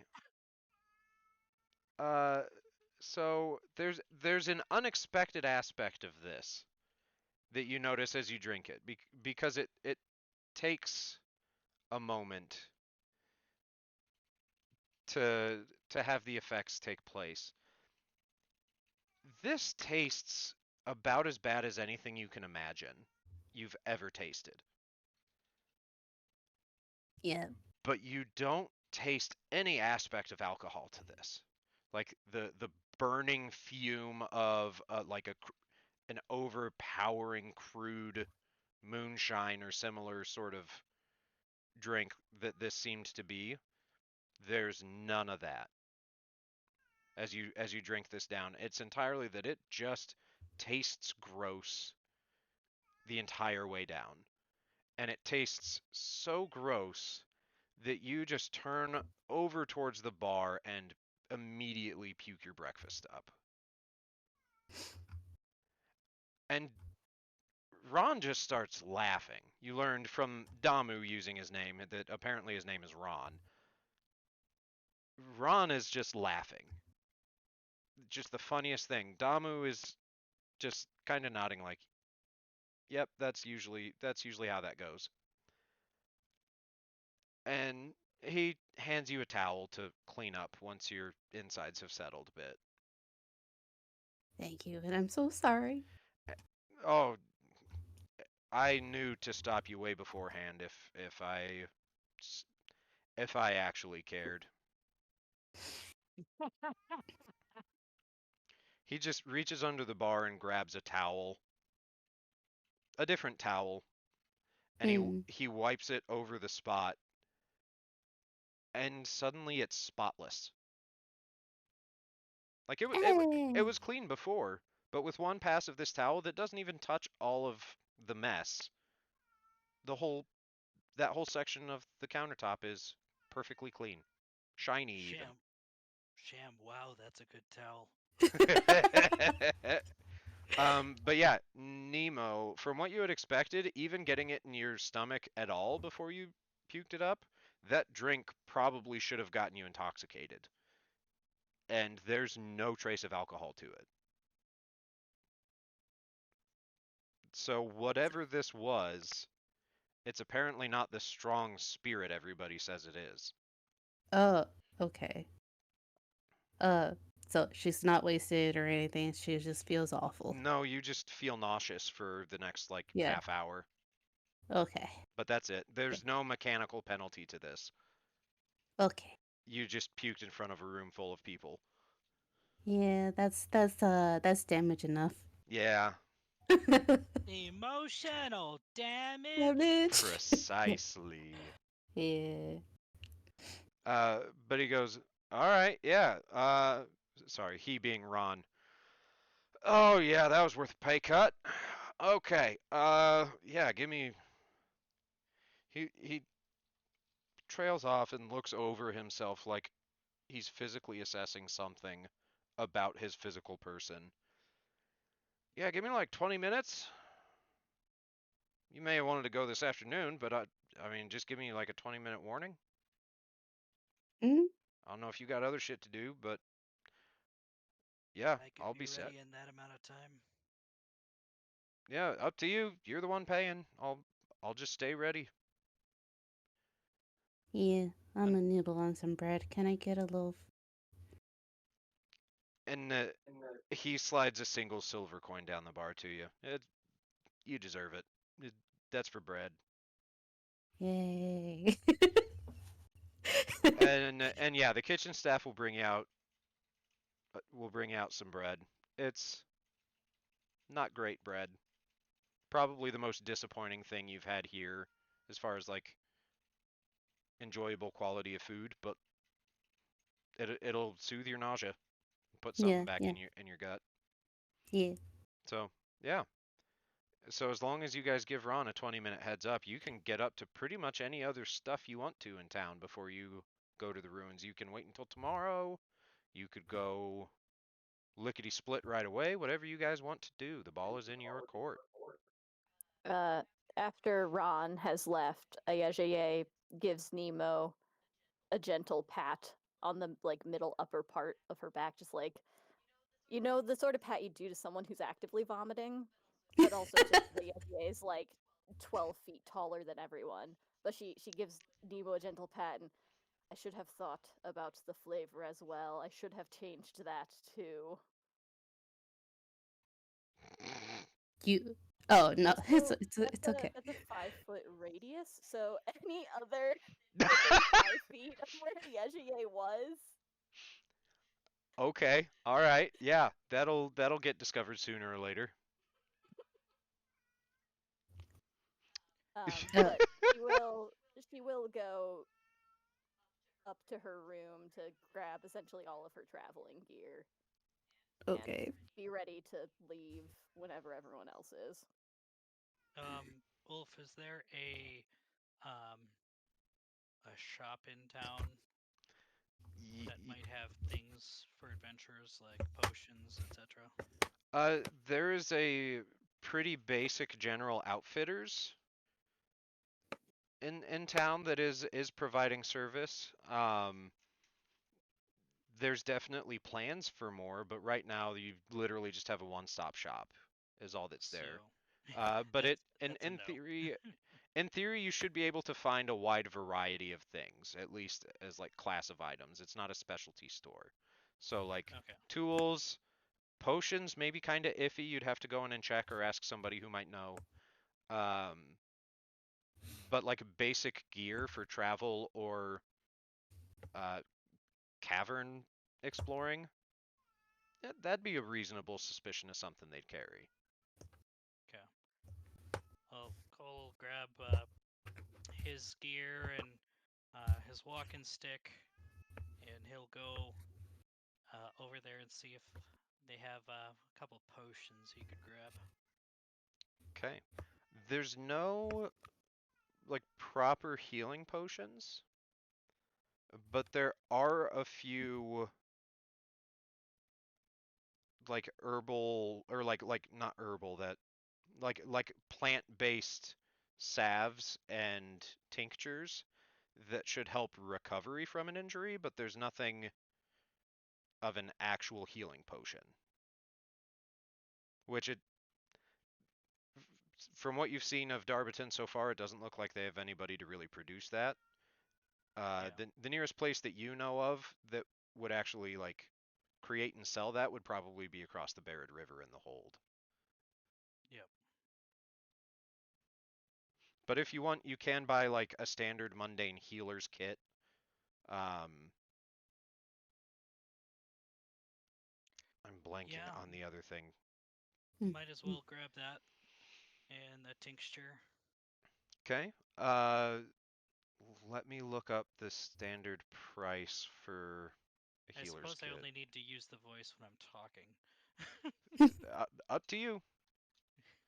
It's called method. I'm a method actor. Yeah, you guys don't know it. I'm actually in a tavern right now. Bum bum. Healer's kit would set you back 5 gold pieces. Okay. Um, And sorry, real quick, healer's kit just helps you stabilize people, I believe, as the base. You have to have like Yeah. a perk to be able to get people back up with it.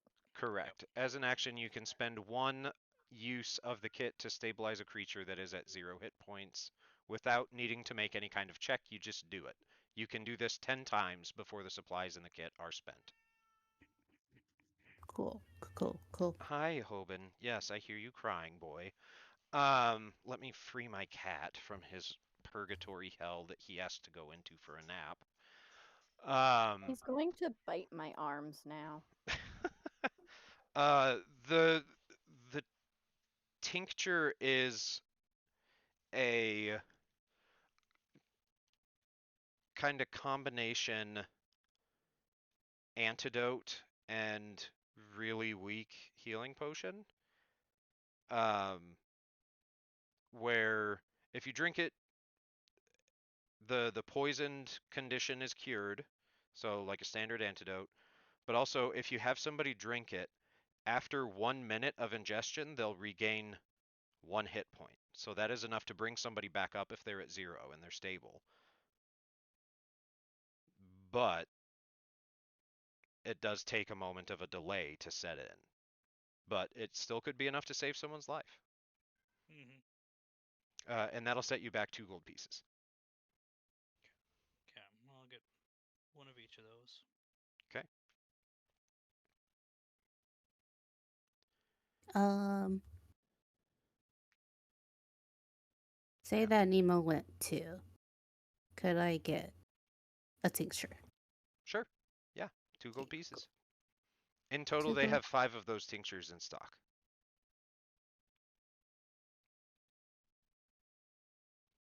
I'll take Instead another of one.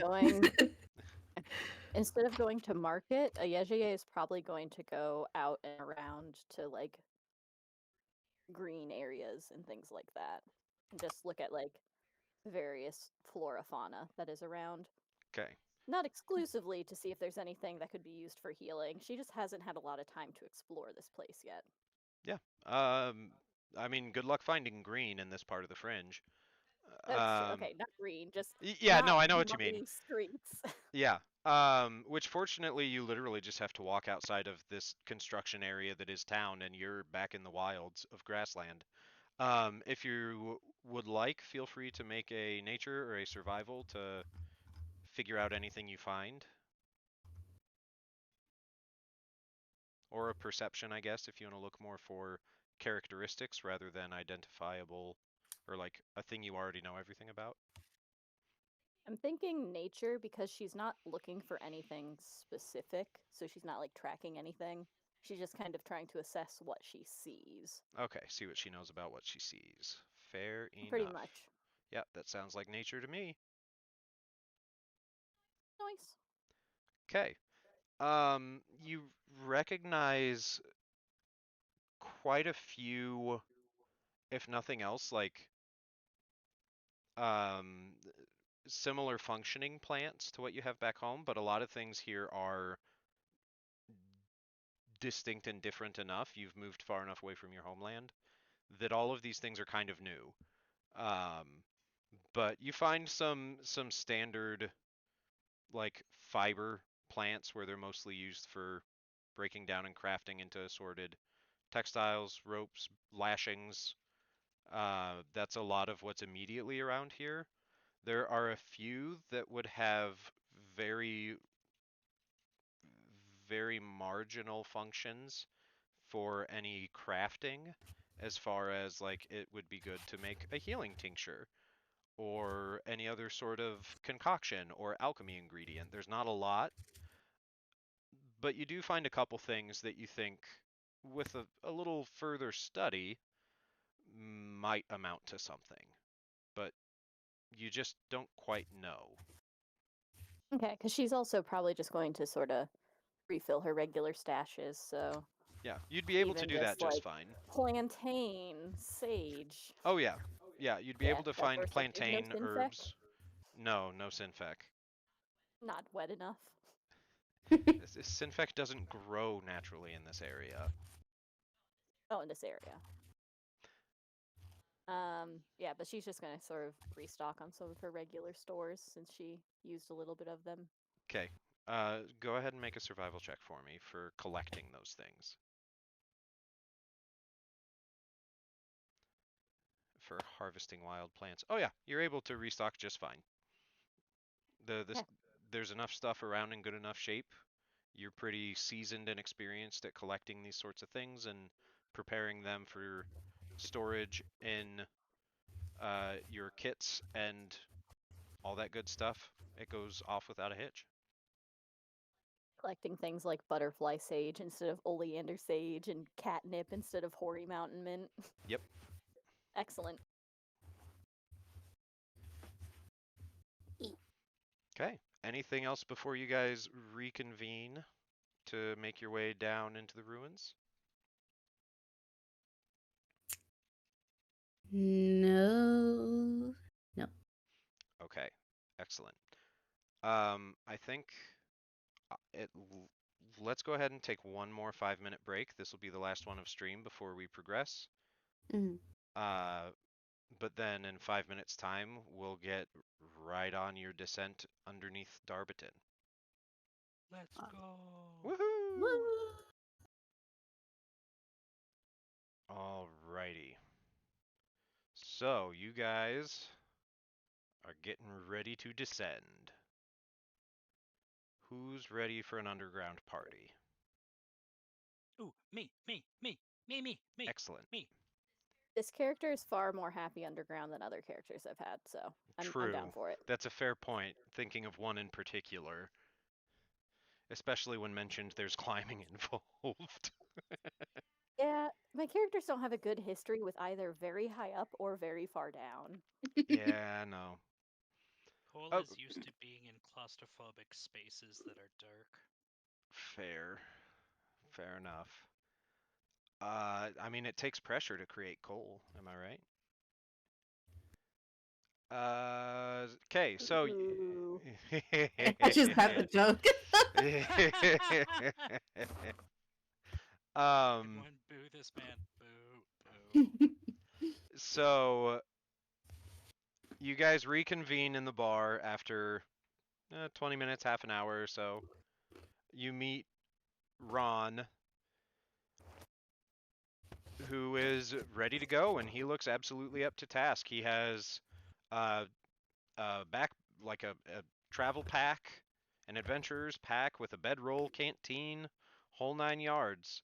Um, he's got a mace on his hip, a crossbow with a case of crossbow bolts on his belt, and I don't remember what kind of armor he's wearing, but he has armor.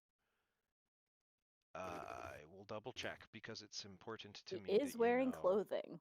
He is in fact also wearing clothing under the armor. Oh, I guess, yeah, after Yejiye comes back down from getting all of her stuff, she does have, like, a regular traveler's backpack on, you know the one. And I think she's in scale mail. She is. It's Oh, not like the fanciest scale mail, but it's definitely like a utilitarian, get the job done scale mail. Yeah, the um, only difference to Cole is he's wearing his adventure pack and has a walking stick. Ron is also in scale mail, but it's a very different style of scale mail. Probably to Nemo, this would be most recognizable, just because being in Garrett with so much activity coming from down south through the wharf, you see a lot of mercenaries. And the style of scale mail he's wearing is very much in line with what a lot of mercenary companies out of Einborg tend to wear, which Okay. is the desert nation south and west of where you guys live. Got it. So, Mm. yeah, you walk into the tavern and he's all geared up, ready to go. And he says, "All right, should we get to it?" Yeah. Yeah. I'm all ready. "All right, lead the way." "I'm Um, just fucking with you. That's my job. Let's go." And he walks out the door towards the ruins that are off in the distance. We'll follow, but Ulf, it took everything in me not to say let's do it to it. Do it to it, Laws. Um, so yeah, you now find yourselves in the ruins south of Darbiton. No, south and eastish. Um, yeah, there's all sorts of crumbling rocks in the ground, remnants of walls, floors, towers, pillars. Whatever was here was more than it had to have been more than just like a standard military camp from the old war, because there's an awful lot of stuff left, and it's been an Yeah. awful long time since any of it was in a proper usable condition. Oh, let me make it so you can see Ron. He's on GM view mode only because I wasn't sure if you guys were bringing him along. Oh no, you can see Ron. Cool. Yeah, the screen's currently black. I'm not sure if Oh god damn that's it. intentional. Yeah, Not for me. it's not. I know why it is, and it's something. Nemo, is it black for you too? Um, no, I see like the shadows. Okay. Yeah, I see all the stripies. Mhm. Okay. No, then I know why this is happening. It'll happen when we change maps for the rest of today, but after today I will fix it and it won't be a problem. So when we switch a map, if I don't remember to do it, Cole, please just remind me to open your eyes for you and you'll be good. It's It's just a scary. formatting What? Roll20 thing I goofed. Spoiler alert, Ron blinded you on the way here. Okay. Well, they're are the rocks. Well, I guess that does provide shadowing for line of sight. So Mhm. whatever. Yep, I try to do that so you guys are as immersed as possible and know what you can and can't see. No, valid.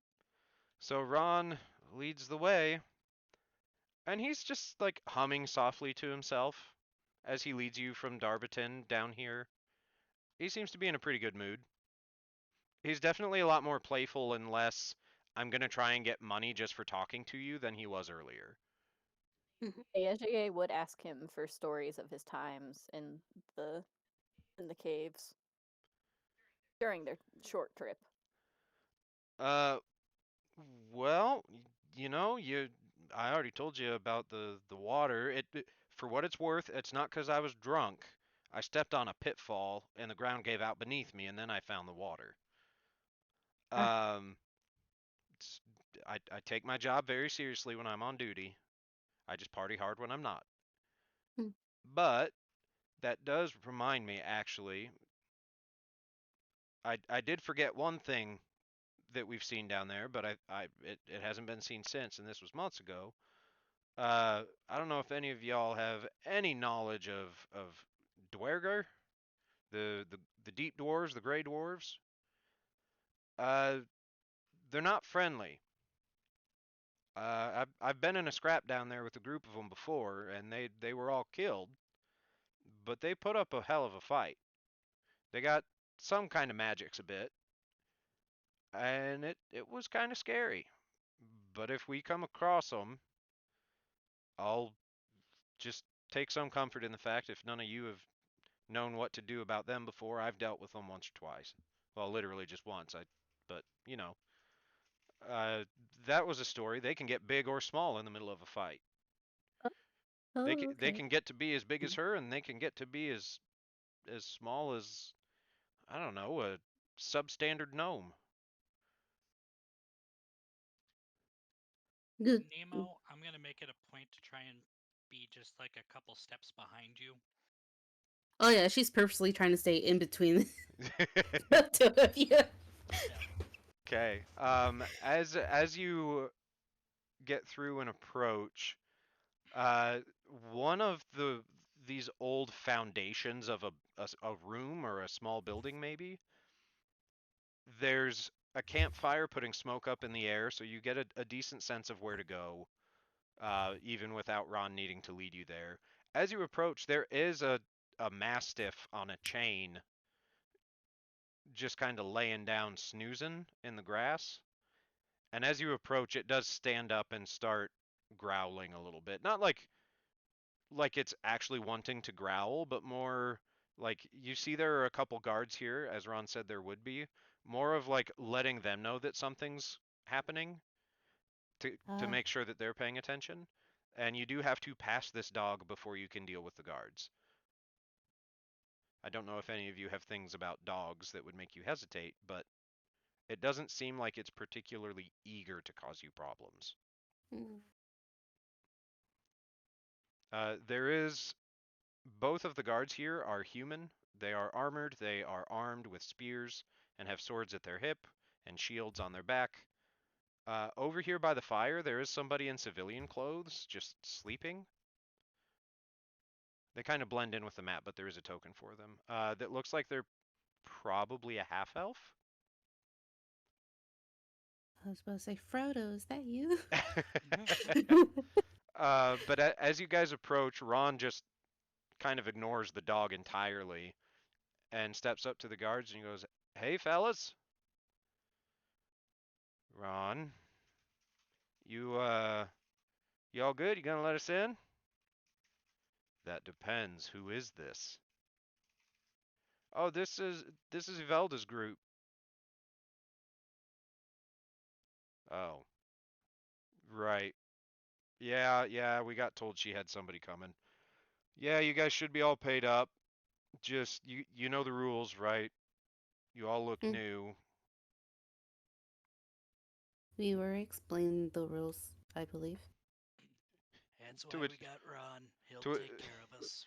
to which the other one laughs and goes, "Ron actually did something competently without being forced to?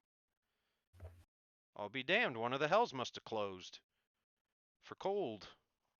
And Ron just gives him a profane hand motion and descends the stairs.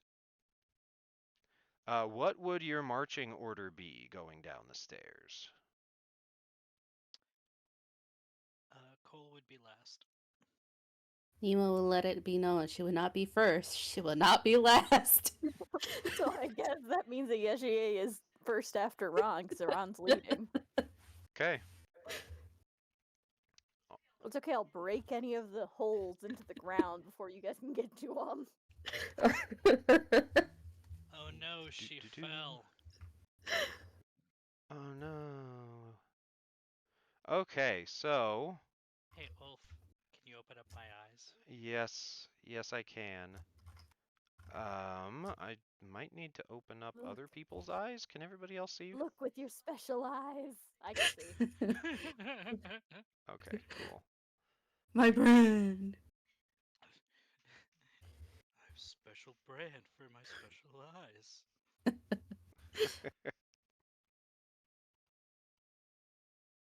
Okay, there we go.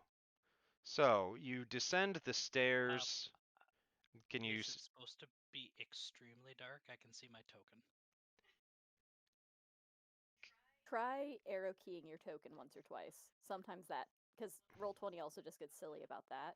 Yeah, you're also entering a narrow space that has light barriers Yeah. for the walls.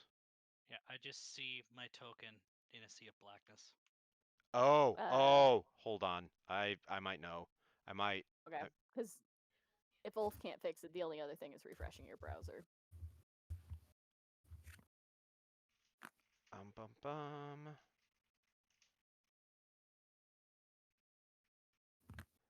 And then try this one other thing.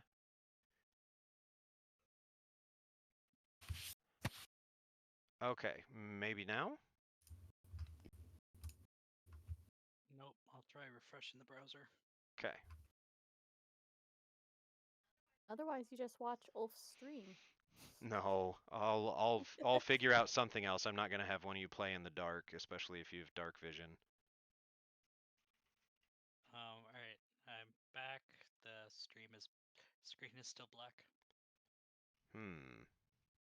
Once again, my token. I'm hitting the arrow keys. He's moving. That's it. Okay, stand by. Little do you know, Ulf took away your dark vision. Right. He thought. Fun fact, he took away my eyes. Oh no. I took away your whole ass token. Bum bum. Nemo looks behind. Where'd Cole go? He gone. The worst Pocket haunted dimension. house ever.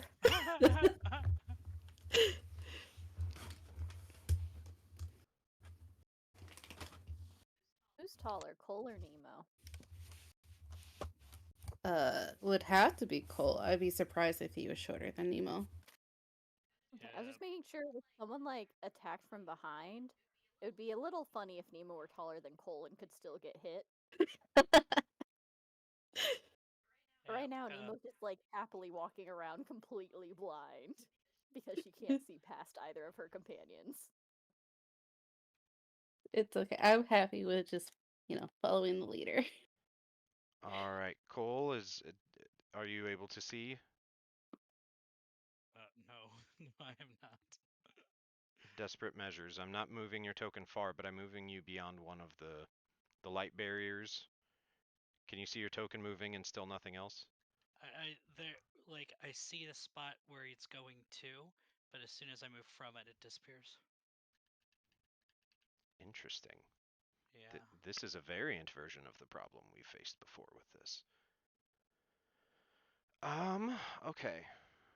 Let me, in that case, try something with the page settings. All the other maps were working so well, then Cole had to come along and break it with his I'm special sorry. eyes. My special eyes, the first map worked fine. Yeah. It's just progressively been getting worse with each map. You have degeneratively special eyes. Okay, now that I move, the things are unveiled. Okay. Cool. I Cool, don't cool, cool. understand. I think it was one of my settings with your vision on But your token. it's only unveiling part of them when I travel. But there's no sight lines. Oh, I see what you mean. Yeah, so I'm trying to unveil the map by moving. Okay. Well, in that case, let me But yeah, I can't see anyone else either. yeah, I could. that's an interesting problem. All right. How about now? Yay! I can see! I can fight! Imagine Cole just randomly shouting that as You, soon as we get into the cave. you just turned it off. Yeah, I wasn't sure if doing that would reset it so that it worked normally afterward. Okay. I'll tweak with this further off stream, but the important thing is you guys can see. Now it Yeah. works normal for me, so what? We just pretend we have gray vision. I guess, yeah, I don't know why it was being so silly. But anyways, yes, you descend down, and the first thing here is a narrow stone corridor that is in decently better shape overall as far as, busted and fallen apart stone than what was up above the surface. It's like being underground saves it from weathering in some ways. Huh, weird. Uh, uh, but yeah, as you come out here, Ron will point out there's some rooms before we go out into the cavern parts, and then he stops and he looks to the left. He goes, "Huh. Well, shit. That's new." And he What's new? walks over You to mean that pile of bones? a pile of bones. Oh, uh, there is a room of those over here. Those look less fresh.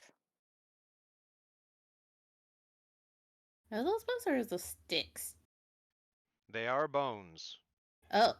I was gonna say Oh. they better be bones. We can't say that if there's a bundle of sticks. Though in the room to the left, Ulf, Yes. is also bones, yes? Oh, this one right here? Okay, Oh. Yeah. yeah. No, that's just a cluster of old wood Oh. Yeah. and building rubble. Oh. Ah. I was really hoping it was big old pile of bones. No, it is not a pile of sun-bleached bones. Under the Underground are my ground. favorite. uh, Oh, okay. Has there been a death recorded? nope, not that I've heard. And they're supposed to mention it before we come down if someone's been killed recently. So, this is great. Can we recognize if that is people bones or creature bones? That would be an investigation check. Okay. I'm on it. And whoever is rolling, I would say, yeah. Feel free to roll with advantage if you'd like, since several of you were looking at it. I would consider you being helped. But generally, in a situation like this, that's how I would do it instead of having everybody be like, okay, I'm going to roll. I did shit. This other person, I'm going to roll. I did shit. Maybe we'll try everybody else. That's usually how I try and do it, unless certain things are. Yeah, we'll approach that bridge when we get to it. But Well, with hey, advantage, I did pretty well. you did. So the bones here and the little bit of staining in like the rocky soil underneath is semi-recent, but like within probably a day or two. Like it's not sticky wet if you put your fingers to touch what is probably where blood and other visceral fluids from whatever died here seeped into the soil. But it's still fresh enough you can see where those spots were. There's been pretty decent damage to a lot of the bones, but you are able to find and kind of reassemble enough pieces to get both a sense of the dimensions of whatever this was and be able to manage a skull. At least the important recognizable parts of a skull from it, and it looks like this was a goblin. It's at least vaguely goblinoid features on the front of the skull, and about the right height to have been an adult goblin. Let's see, an adult goblin. But Maybe this a was day or two absolutely old. eaten by something based on the the damage on the incomplete bones. Something was crunching on this. There's something hungry around here. Would I have to roll investigation for the? I see little green dots on the map. Little green dots on the map. I don't know if that's supposed to be part of the map, but I haven't really seen it anywhere else. I don't see those. Where on the map are you seeing little green dots? I think I see what you're talking about. Yeah, and like this one here. I think those are just artifacts on the image. Oh. Yeah, those are just pixels on the map image. Those are not me having done anything. Okay. Or are they? Dun dun dun.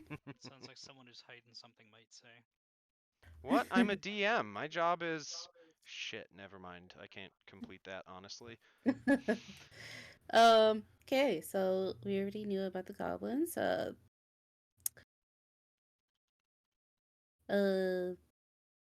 any good at inferring what ate this thing? We can always try to see which way it went if you really want to know. I really don't. Something with teeth. Just be alert. Particularly from your investigation, it's something with a lot of thin, pointy teeth. Okay. This doesn't look like it was necessarily done with chomp marks left by molars. Okay.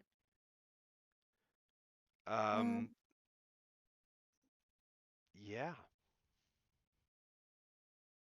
Anything else you guys want to do with this knowledge? Ayejiye does look notably troubled, but also seems like she just kind of wants to get away from the area. Yep.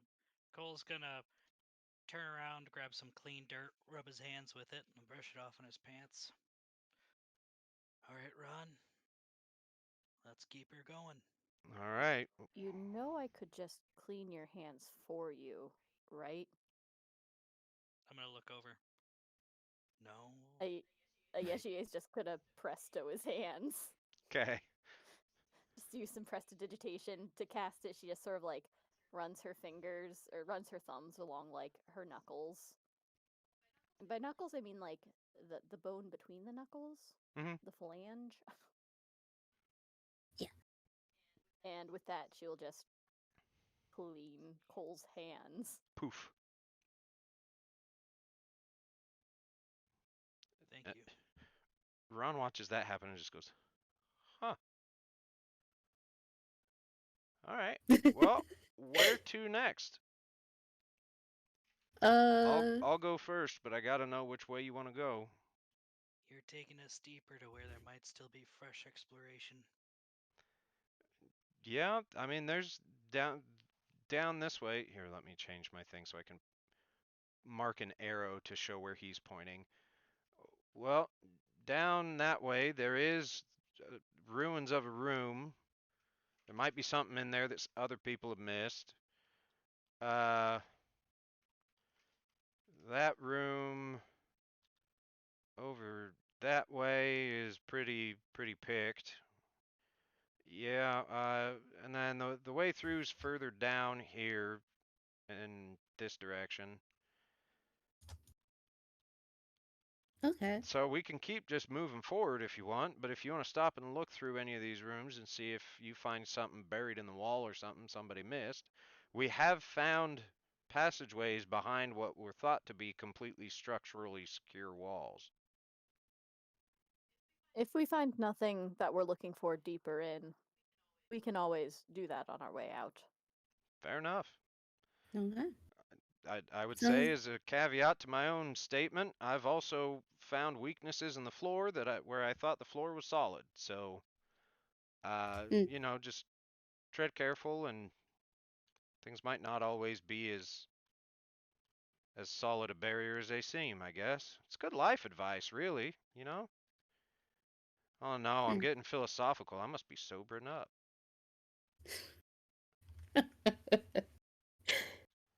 uh, And he'll before they lead leave, you. Yeah, Nemo just kind of like does a little thing for the holocaust. Like, I hope you find peace. Okay, bye now. excellent.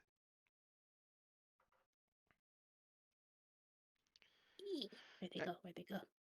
Just down, Ron's waiting next to the entrance into another little passage corridor. All right, here goes. And moving on.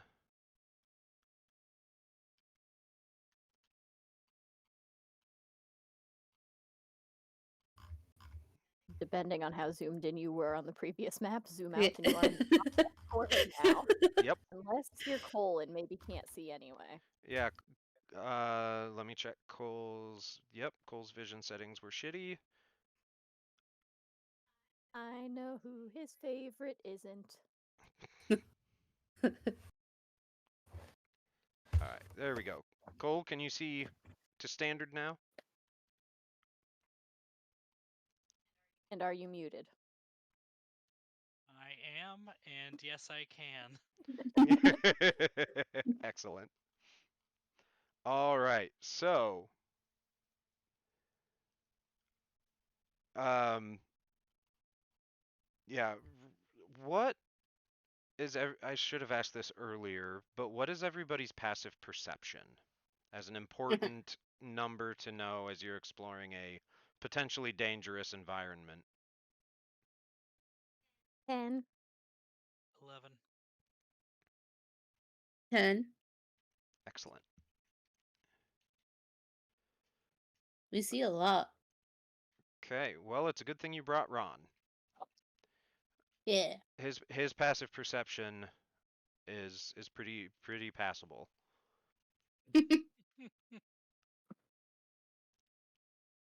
Um, yeah. So as you guys start coming through here, he starts talking about uh kind of continuing his walking tour of the caverns, and just down here there'll be definitely more rubble and rooms to pick through if you want. Sounds like you're on a not a huge time crunch, but have an efficiency bug in your pants, so that's fine by me. Just I don't begrudge you if you want to stop. You're just gonna have to tell me. And then he gets right in this narrow spot and he stops and sniffs the air. And you see him he ever since you came underground, he's had his crossbow in hand, but you see him check his crossbow. But otherwise Oh, he doesn't say anything. But you can tell he's tense and he does just kind of turn and do a little bit of a shush motion.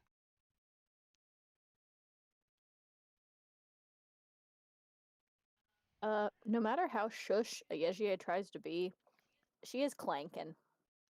Yeah, that seems right. Just she's wearing scale mail. She's gunts to be clanking. Fair enough. Meanwhile, Cole's back here trying to be as silent as the grave.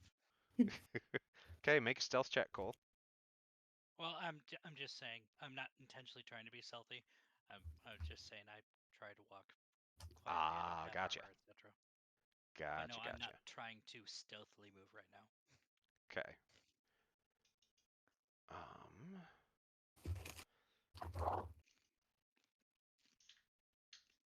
yeah, he starts to lead you down this passage here, and then stops and steps back around and peeks in here. It's a pretty tight squeeze, but there is a little entryway to get into a ruined room. And he steps in and looks around and gives you a thumbs up backward and clears the way so you can see, but there are two dead goblins on these floor stones of these ruins. oh,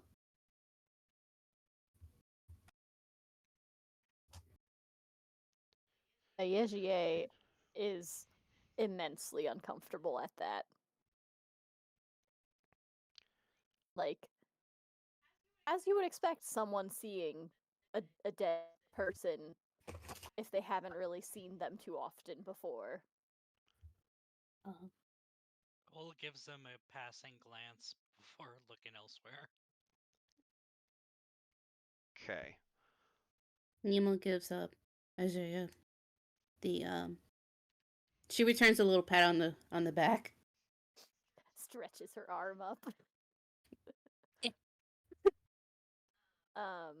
Are there any obvious injuries on them? Um.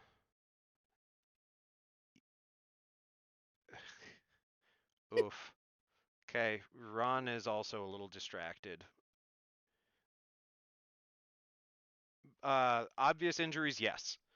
Uh, one of them is missing an arm, in addition to having a giant chunk of its like front torso removed, not cleanly.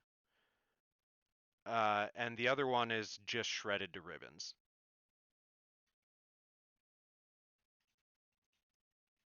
Okay, it's starting to get a little bit more graphic. Nemo's like also a little scared now.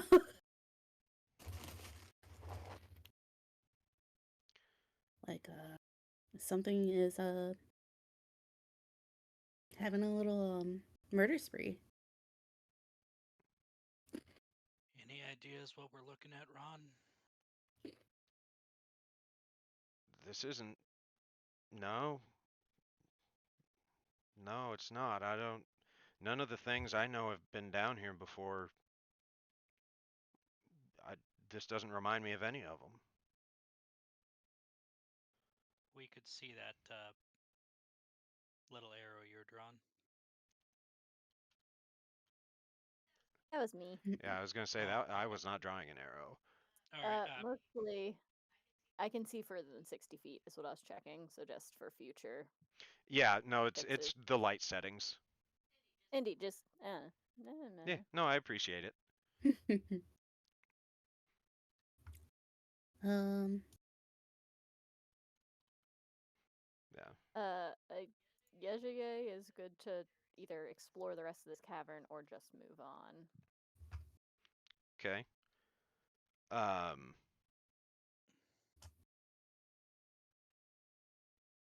Ayeje, as you move in that direction, you notice right here,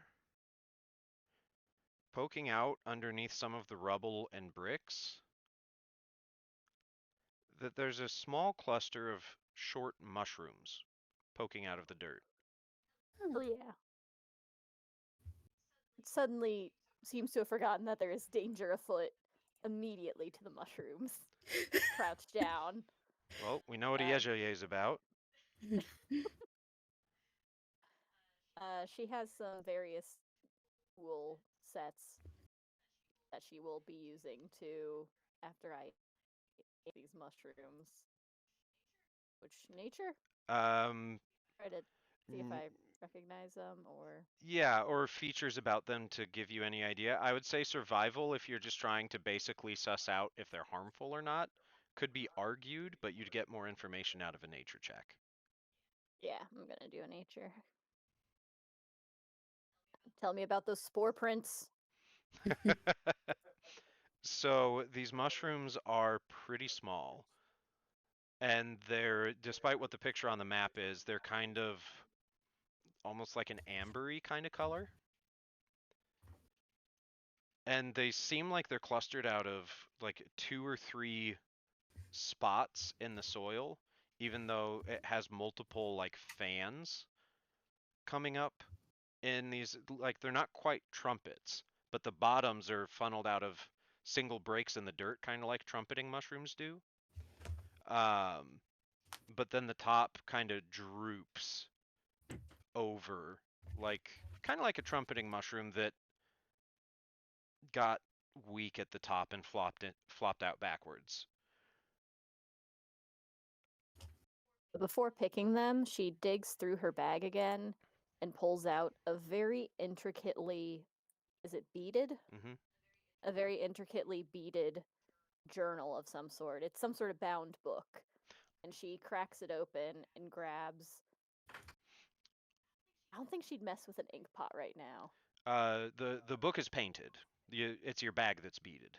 Oh, okay, sorry, yeah. She pulls out from her beaded bag a intricately painted book, cracks it open, grabs some charcoal out of a pouch somewhere on her body, and is starting to do a couple of quick sketches of the mushrooms before she messes with them and takes note of like the environment and any other things like the humidity, the soil, if there's a smell to them before cutting them. The soil is pretty humid, but pretty loose. Um,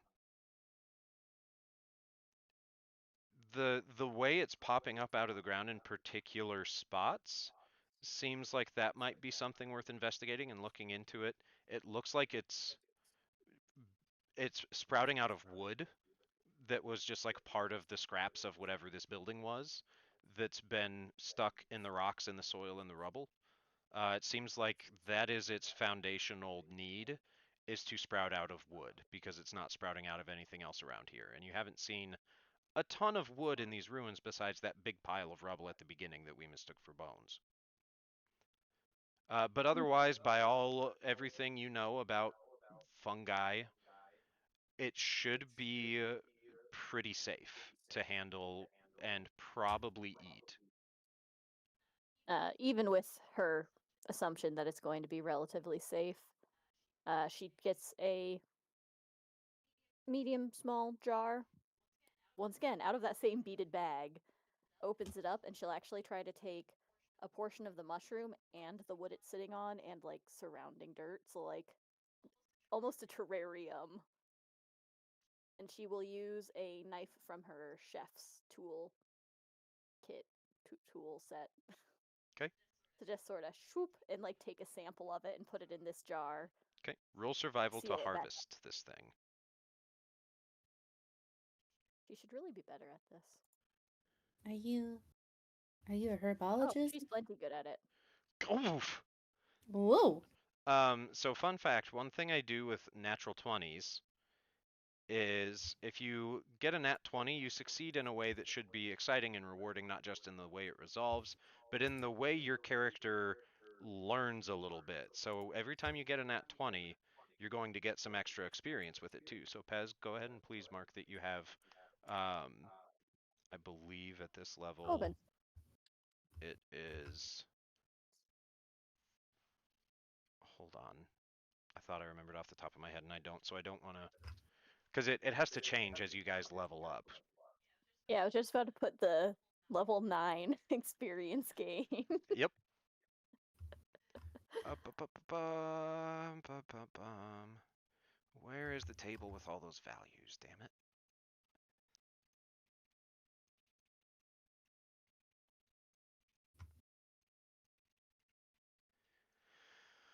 Um, I don't remember. So go ahead and take 50 experience points, Okay. and I'll look into it. If I need to retcon that to change it to be balanced for your level, I'll do that.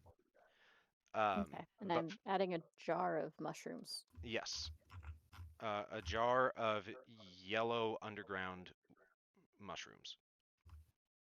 And while you're doing that, Ron is very much like on guard duty out here. And you do hear him tense up, and he waves a hand over to you guys and turns around and makes sure you are all looking at him. And he does a very slow and very firm finger over the mouth shushing motion. And then you hear chittering and clicking. Very, very quick succession. Like just the pattern and flow of this noise is just a very quick one. And it's just kind of the sound of it is bouncing kind of weird through this cavern mix of old ruined stone blocks and natural dirt and the natural stones mixed in with that dirt in the cavernous parts. So it's not quite clear where this sound is coming from.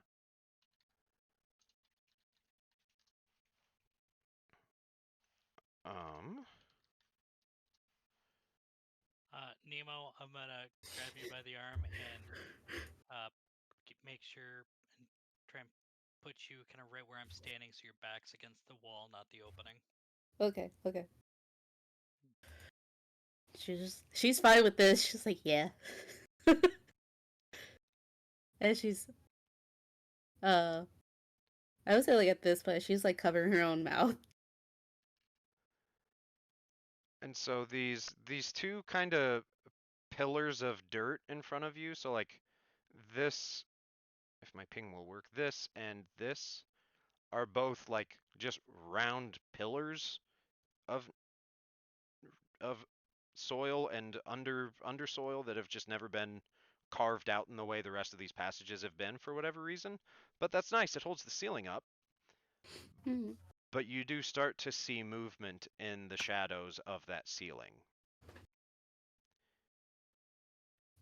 And crawling down those pillars, like actually just crawling, it's not like it's necessarily super rushing at you or anything, but continuing to produce these chattered noises. You see this creature.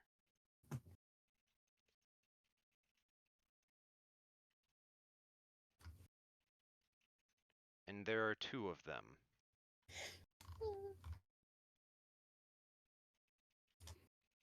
Hello.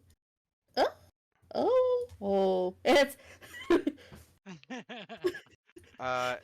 And Ron is leveling his crossbow at the closest one, but he is proving that he's got some experience as kind of a guide by the fact he doesn't just shoot, because that could escalate a situation that otherwise wouldn't need a shot. but he's ready. There's a teeny tiny little squeal that comes out of Nemo like behind her hands. It's like it's worse than I thought. And so, whatever this spiky, chitinous creature is, it starts just tapping its way down until it's on the ground. And the two of them look at each other and chitter. And then they look at you guys. And they're just assessing. Ayashige did not stand up. As soon as Ron told them to shush, she knew that standing up would make way too much noise, so she's still like crouched in front of the mushrooms, all balled up, like a little gremlin. Sorry. Excellent. A 7 foot tall gremlin. Like, she's really tall, but she's really lanky, so when she crouches like that, she compacts surprisingly well. Like, she's got muscle, but she got long limbs.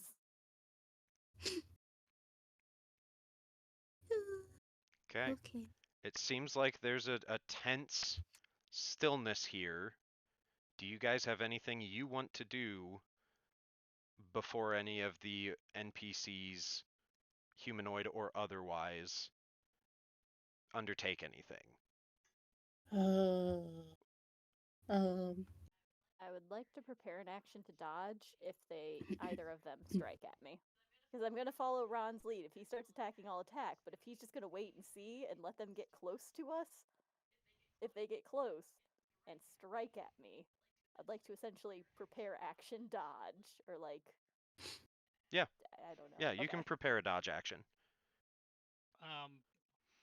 What I'm gonna do is I'm gonna grab my staff in one hand, and then point my finger with the other and cast a firebolt right there. Got it on the ground between Ron and the animal. Okay. Nice. He, um, Nemo's gonna start glowing. um, there's like a bluish light that kind of like starts from her hands and then her chest as she prepares firebolt.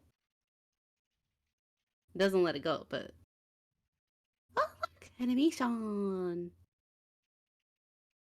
I don't know if that was supposed to happen, but I saw something flitter. Yeah, I'm new at messing with those. Mostly I was just curious. They don't always want to work on my browser for some reason. But yeah, so okay, Nemo's glowing. Yeji is crouching. Ron is aiming. And Cole is spitting fire. Cole, what are you trying to accomplish here? Are you just trying to scare them away? Yes. Okay, make an intimidation check, and I'll give you advantage on that because you just started slinging fire in their general vicinity.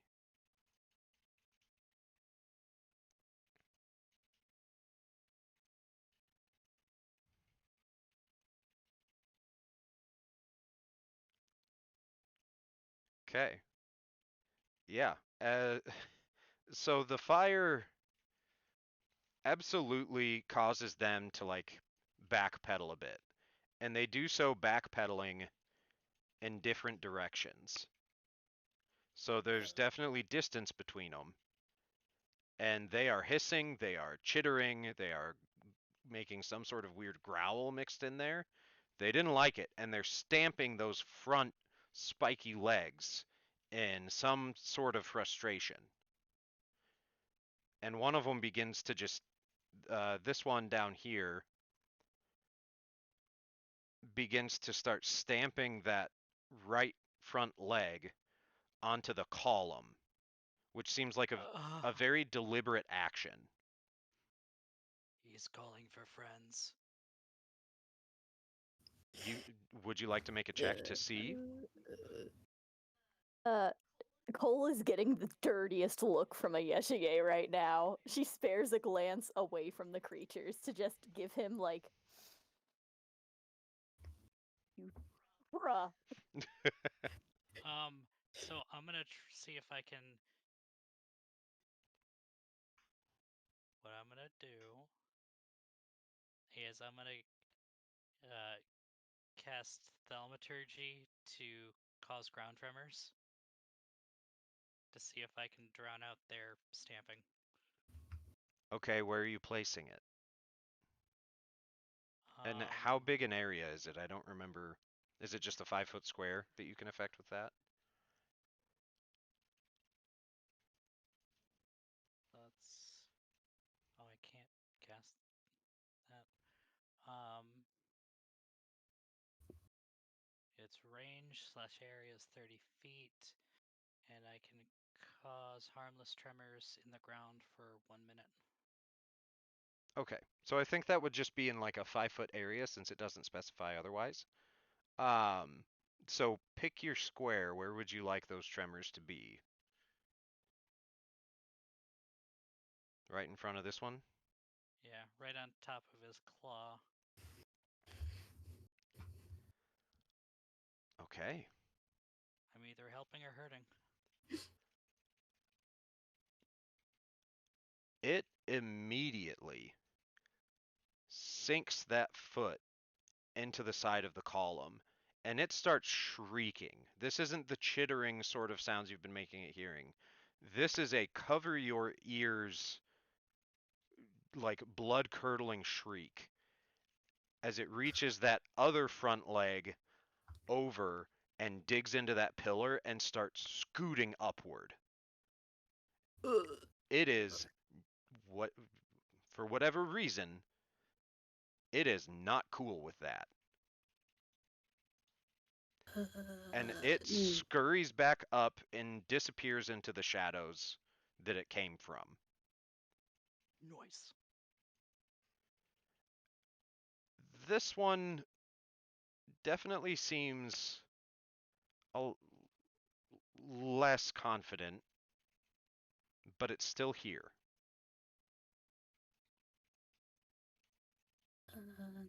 But it does start emitting different sounds, more like a low resonance clicking. Just like a quiet periodic.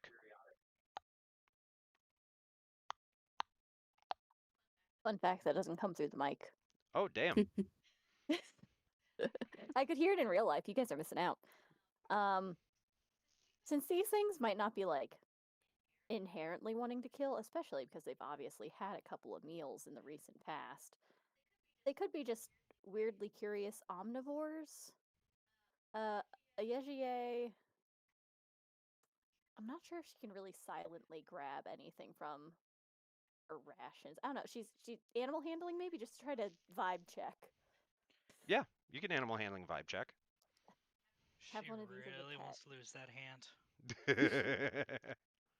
She's dealt with scarier creatures than this. Maybe not as angry or unknown, but I will say if you couldn't tell from the image that I put into the chat, Cole, from seeing these things hissing and posturing at you, those absolutely look like teeth that could have caused the injuries on the remains from the previous section and from the goblin bodies you're standing over.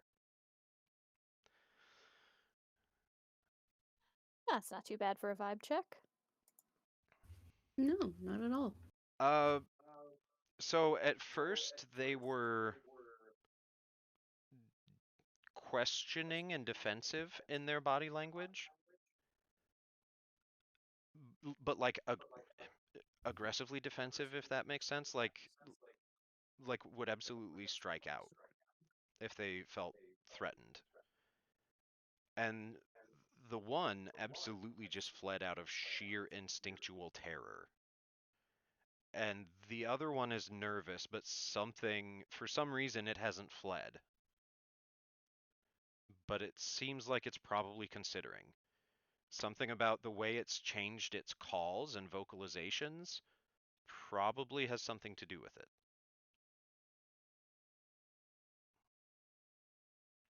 Yejier feels confident enough then to slowly stand up from her crouched spot and see if it reacts at all to a very large creature. Was very small, is now very large. not purposely trying to intimidate, but like she's not unaware of her size. Okay. I love It's a fair characters that point. have that personality trait. Yeah. Um. Yeah. It definitely notices, and the new vocalizations it's been making, it begins to make more and faster, and definitely in a way that even to the rest of you that didn't make that check seemed to be more frantic. To what end? Not very clear. But Ayeje, you notice it's looking. It more often than not, if it isn't looking at one of you, it's looking down this way where its companion was. And after a few moments, you hear those same calls and vocalizations it's been making, those clicks more than the chitters.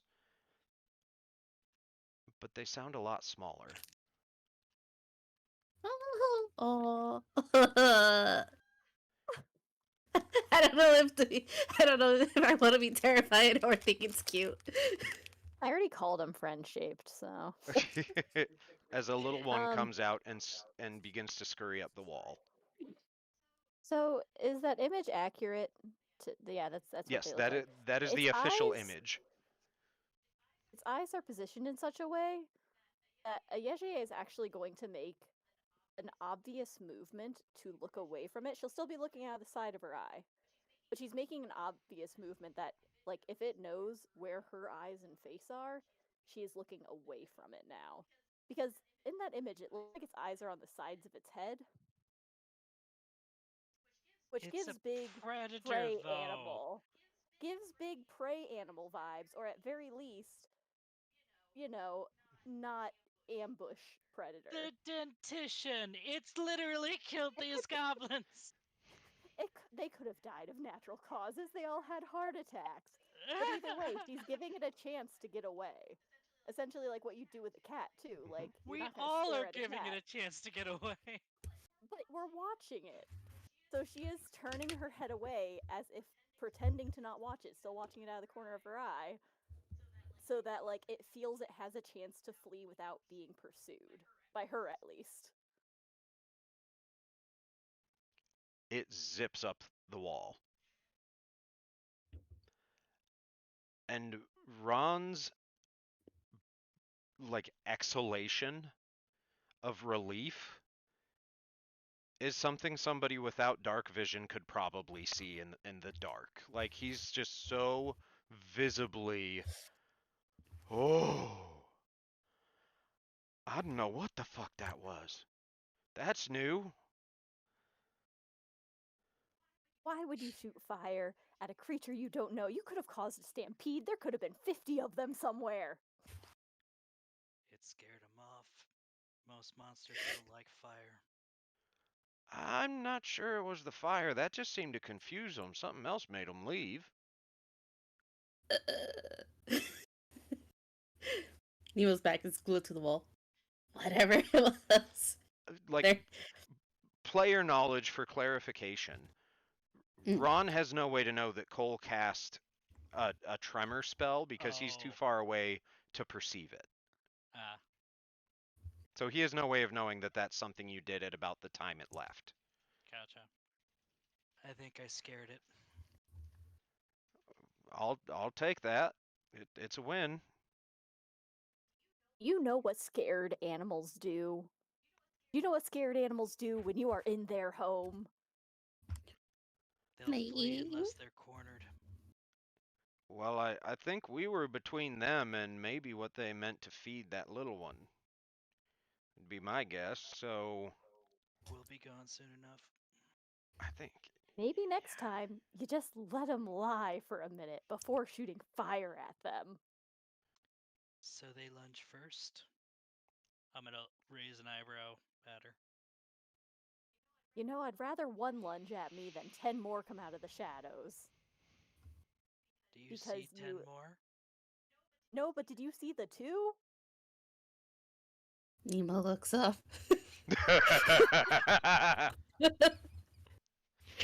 Does she see like little beady eyes reflecting light from that's coming from her? Make a perception check. Yeah, oddly enough, they didn't seem to respond to the fact that Nemo started glowing. Perception. Because I'm so good at that.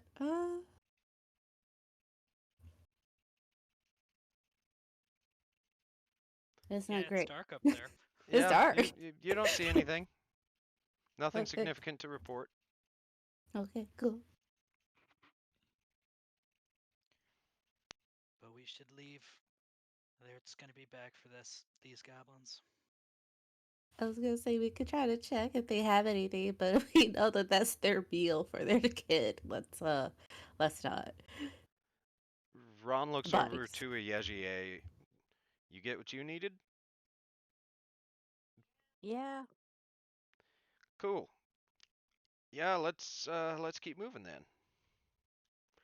This way.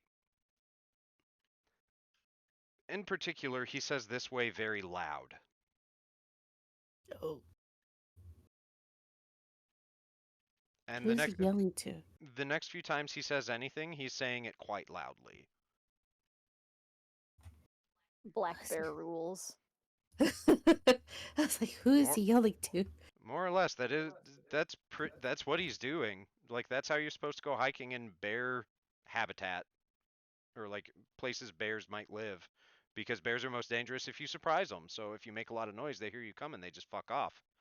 That's the logic he's assuming here. Okay. And you find It- an absolutely huge pitfall hole. Yeah, is this the hole? Do you ask him? Because he told us about like this one doesn't have a rope tied to it, right? Correct. Okay, in that case, she will just somewhat sassily say, "Was this you?" Nope. Not sure who that was. Wasn't me though. I was not until after we crossed the bridges. Which are down this way. About here, Nemo will probably stop glowing. Fair enough. I'll look at you at that point. What is that? Uh, is that not how you cast fire? It doesn't come from inside. Like as she's glowing, you're like probably within 5 feet. You can feel the heat from her. And since as a player you might not know the answer, Cole, that is absolutely not how you cast fire. That's not how it goes for you. A Yeah, Yejiye is just going. Go ahead. That's different from how I did it. Yejiye is just going to give a little shrug, and the weave works in very weird ways. The weave works in very weird ways. She'll creation on like yeah. Down where I'm from, some of the time people didn't call you a mage, they just called you a weirding person. Or a weirding man, weirding woman, weirding any other noun applicable. Instead it could just I don't know, because it's I guess they thought it's weird. Or the things you can do with it's weird. A whole lot of names. I've learned that doesn't make much sense up here and just makes you sound like you're the weird one. That's valid. Alright. It's gonna get a little bit louder down here because the floor is gonna be less dirt for a little while and it's gonna be more stone, and this is where the river's gonna be. So it might be a little harder to hear. Be on your guard because you're gonna hear a lot of water moving. And truth be told, you can already kind of hear what he's talking about. I hope everyone went to the bathroom before this then. Yeah, right? I mean, if nothing else, somebody already went and dug a hole for you. Just back the pathway there. As you guys get ready to descend, Oh yeah, okay. and you will reach the bottom of those stairs in our next session. I was gonna say it is Because 4:30. it is 4:30, and that is right about the stopping point I was hoping we'd get to. Awesome. So, Nice. thank you so much, guys. I'm glad we finally got to get this started. Yeah.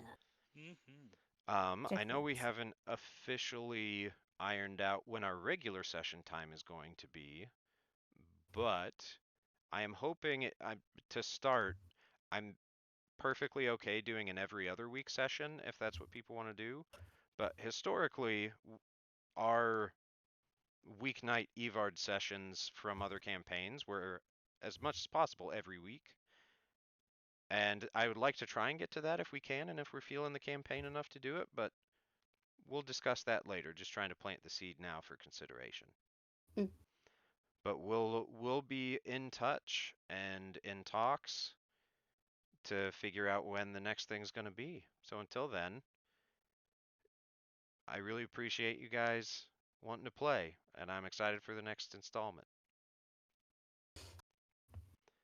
Any I'm also questions, comments, or concerns for me before I leave voice chat? Thank you for being a good DM, Wolf. It was very Yes. fun. Yeah, Yes, thank you. Thanks for all of he won't tell you this, but he's been doing like not way too much, so much work in the days leading up to this, and it is very much appreciated and noticed. I Yes. am Thank you. shocked. I know Shocked, you're tell shocked that he would be doing so much to make our events and campaigns so good. you. Yeah. Yeah. So yeah, that's all I want to say. Thank you very much, Ulf. It was fun. Yeah, Thank you. I Yes. appreciate it. Yes. For what it's worth, I got Cole's player hooked into this because we were in a car trip a couple years back in the summer that was it was 5 hours driving one way, so round trip 10 hours. It was nine, maybe 9.5 of that was just me telling him about my first D&D campaign in Evard from start to where at the time was the finish. And ever since, it's yeah, it's a good time. I'm glad we were finally able to get you in. It has lived rent free in my brain. And for all that info dump in one day, like his retention was astonishing. It's so cool, so fun. But You're a very good storyteller. You're gonna make me blush. thank you. I appreciate it. Well, But yeah. you guys enjoy the rest of your evening. If you have any questions or stuff for me in between sessions, you can always message me at any other way of reaching out to me that we do. I'm always open. Evard's always on my mind. Yeah. So, Uh, y'all have a good rest of your weekend. you Thanks. too. Bye. Bye. Bye. Bye. Whew. All right. So, thank you everybody for hanging out and being a part of this inaugural adventure.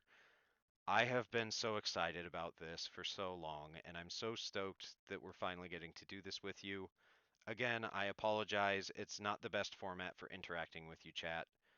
Um, but if you have commentary or questions about the story, the world, the characters, anything like that, um, you can reference any previous campaign session and video. They're all going to be on my YouTube channel, just to preserve them beyond the 2 weeks that Twitch lets me save anything. But you can always mention it in our channel Discord server. I am going to be trying to be more consistently active on there again now that I'm getting back into doing streams. And like I said, eventually we will have a set time for this, and I'm hoping it'll be every week. But I will keep you guys posted on that as we go. Otherwise, y'all take care of yourselves, enjoy the rest of your weekend, and stay tuned. There will be more to follow.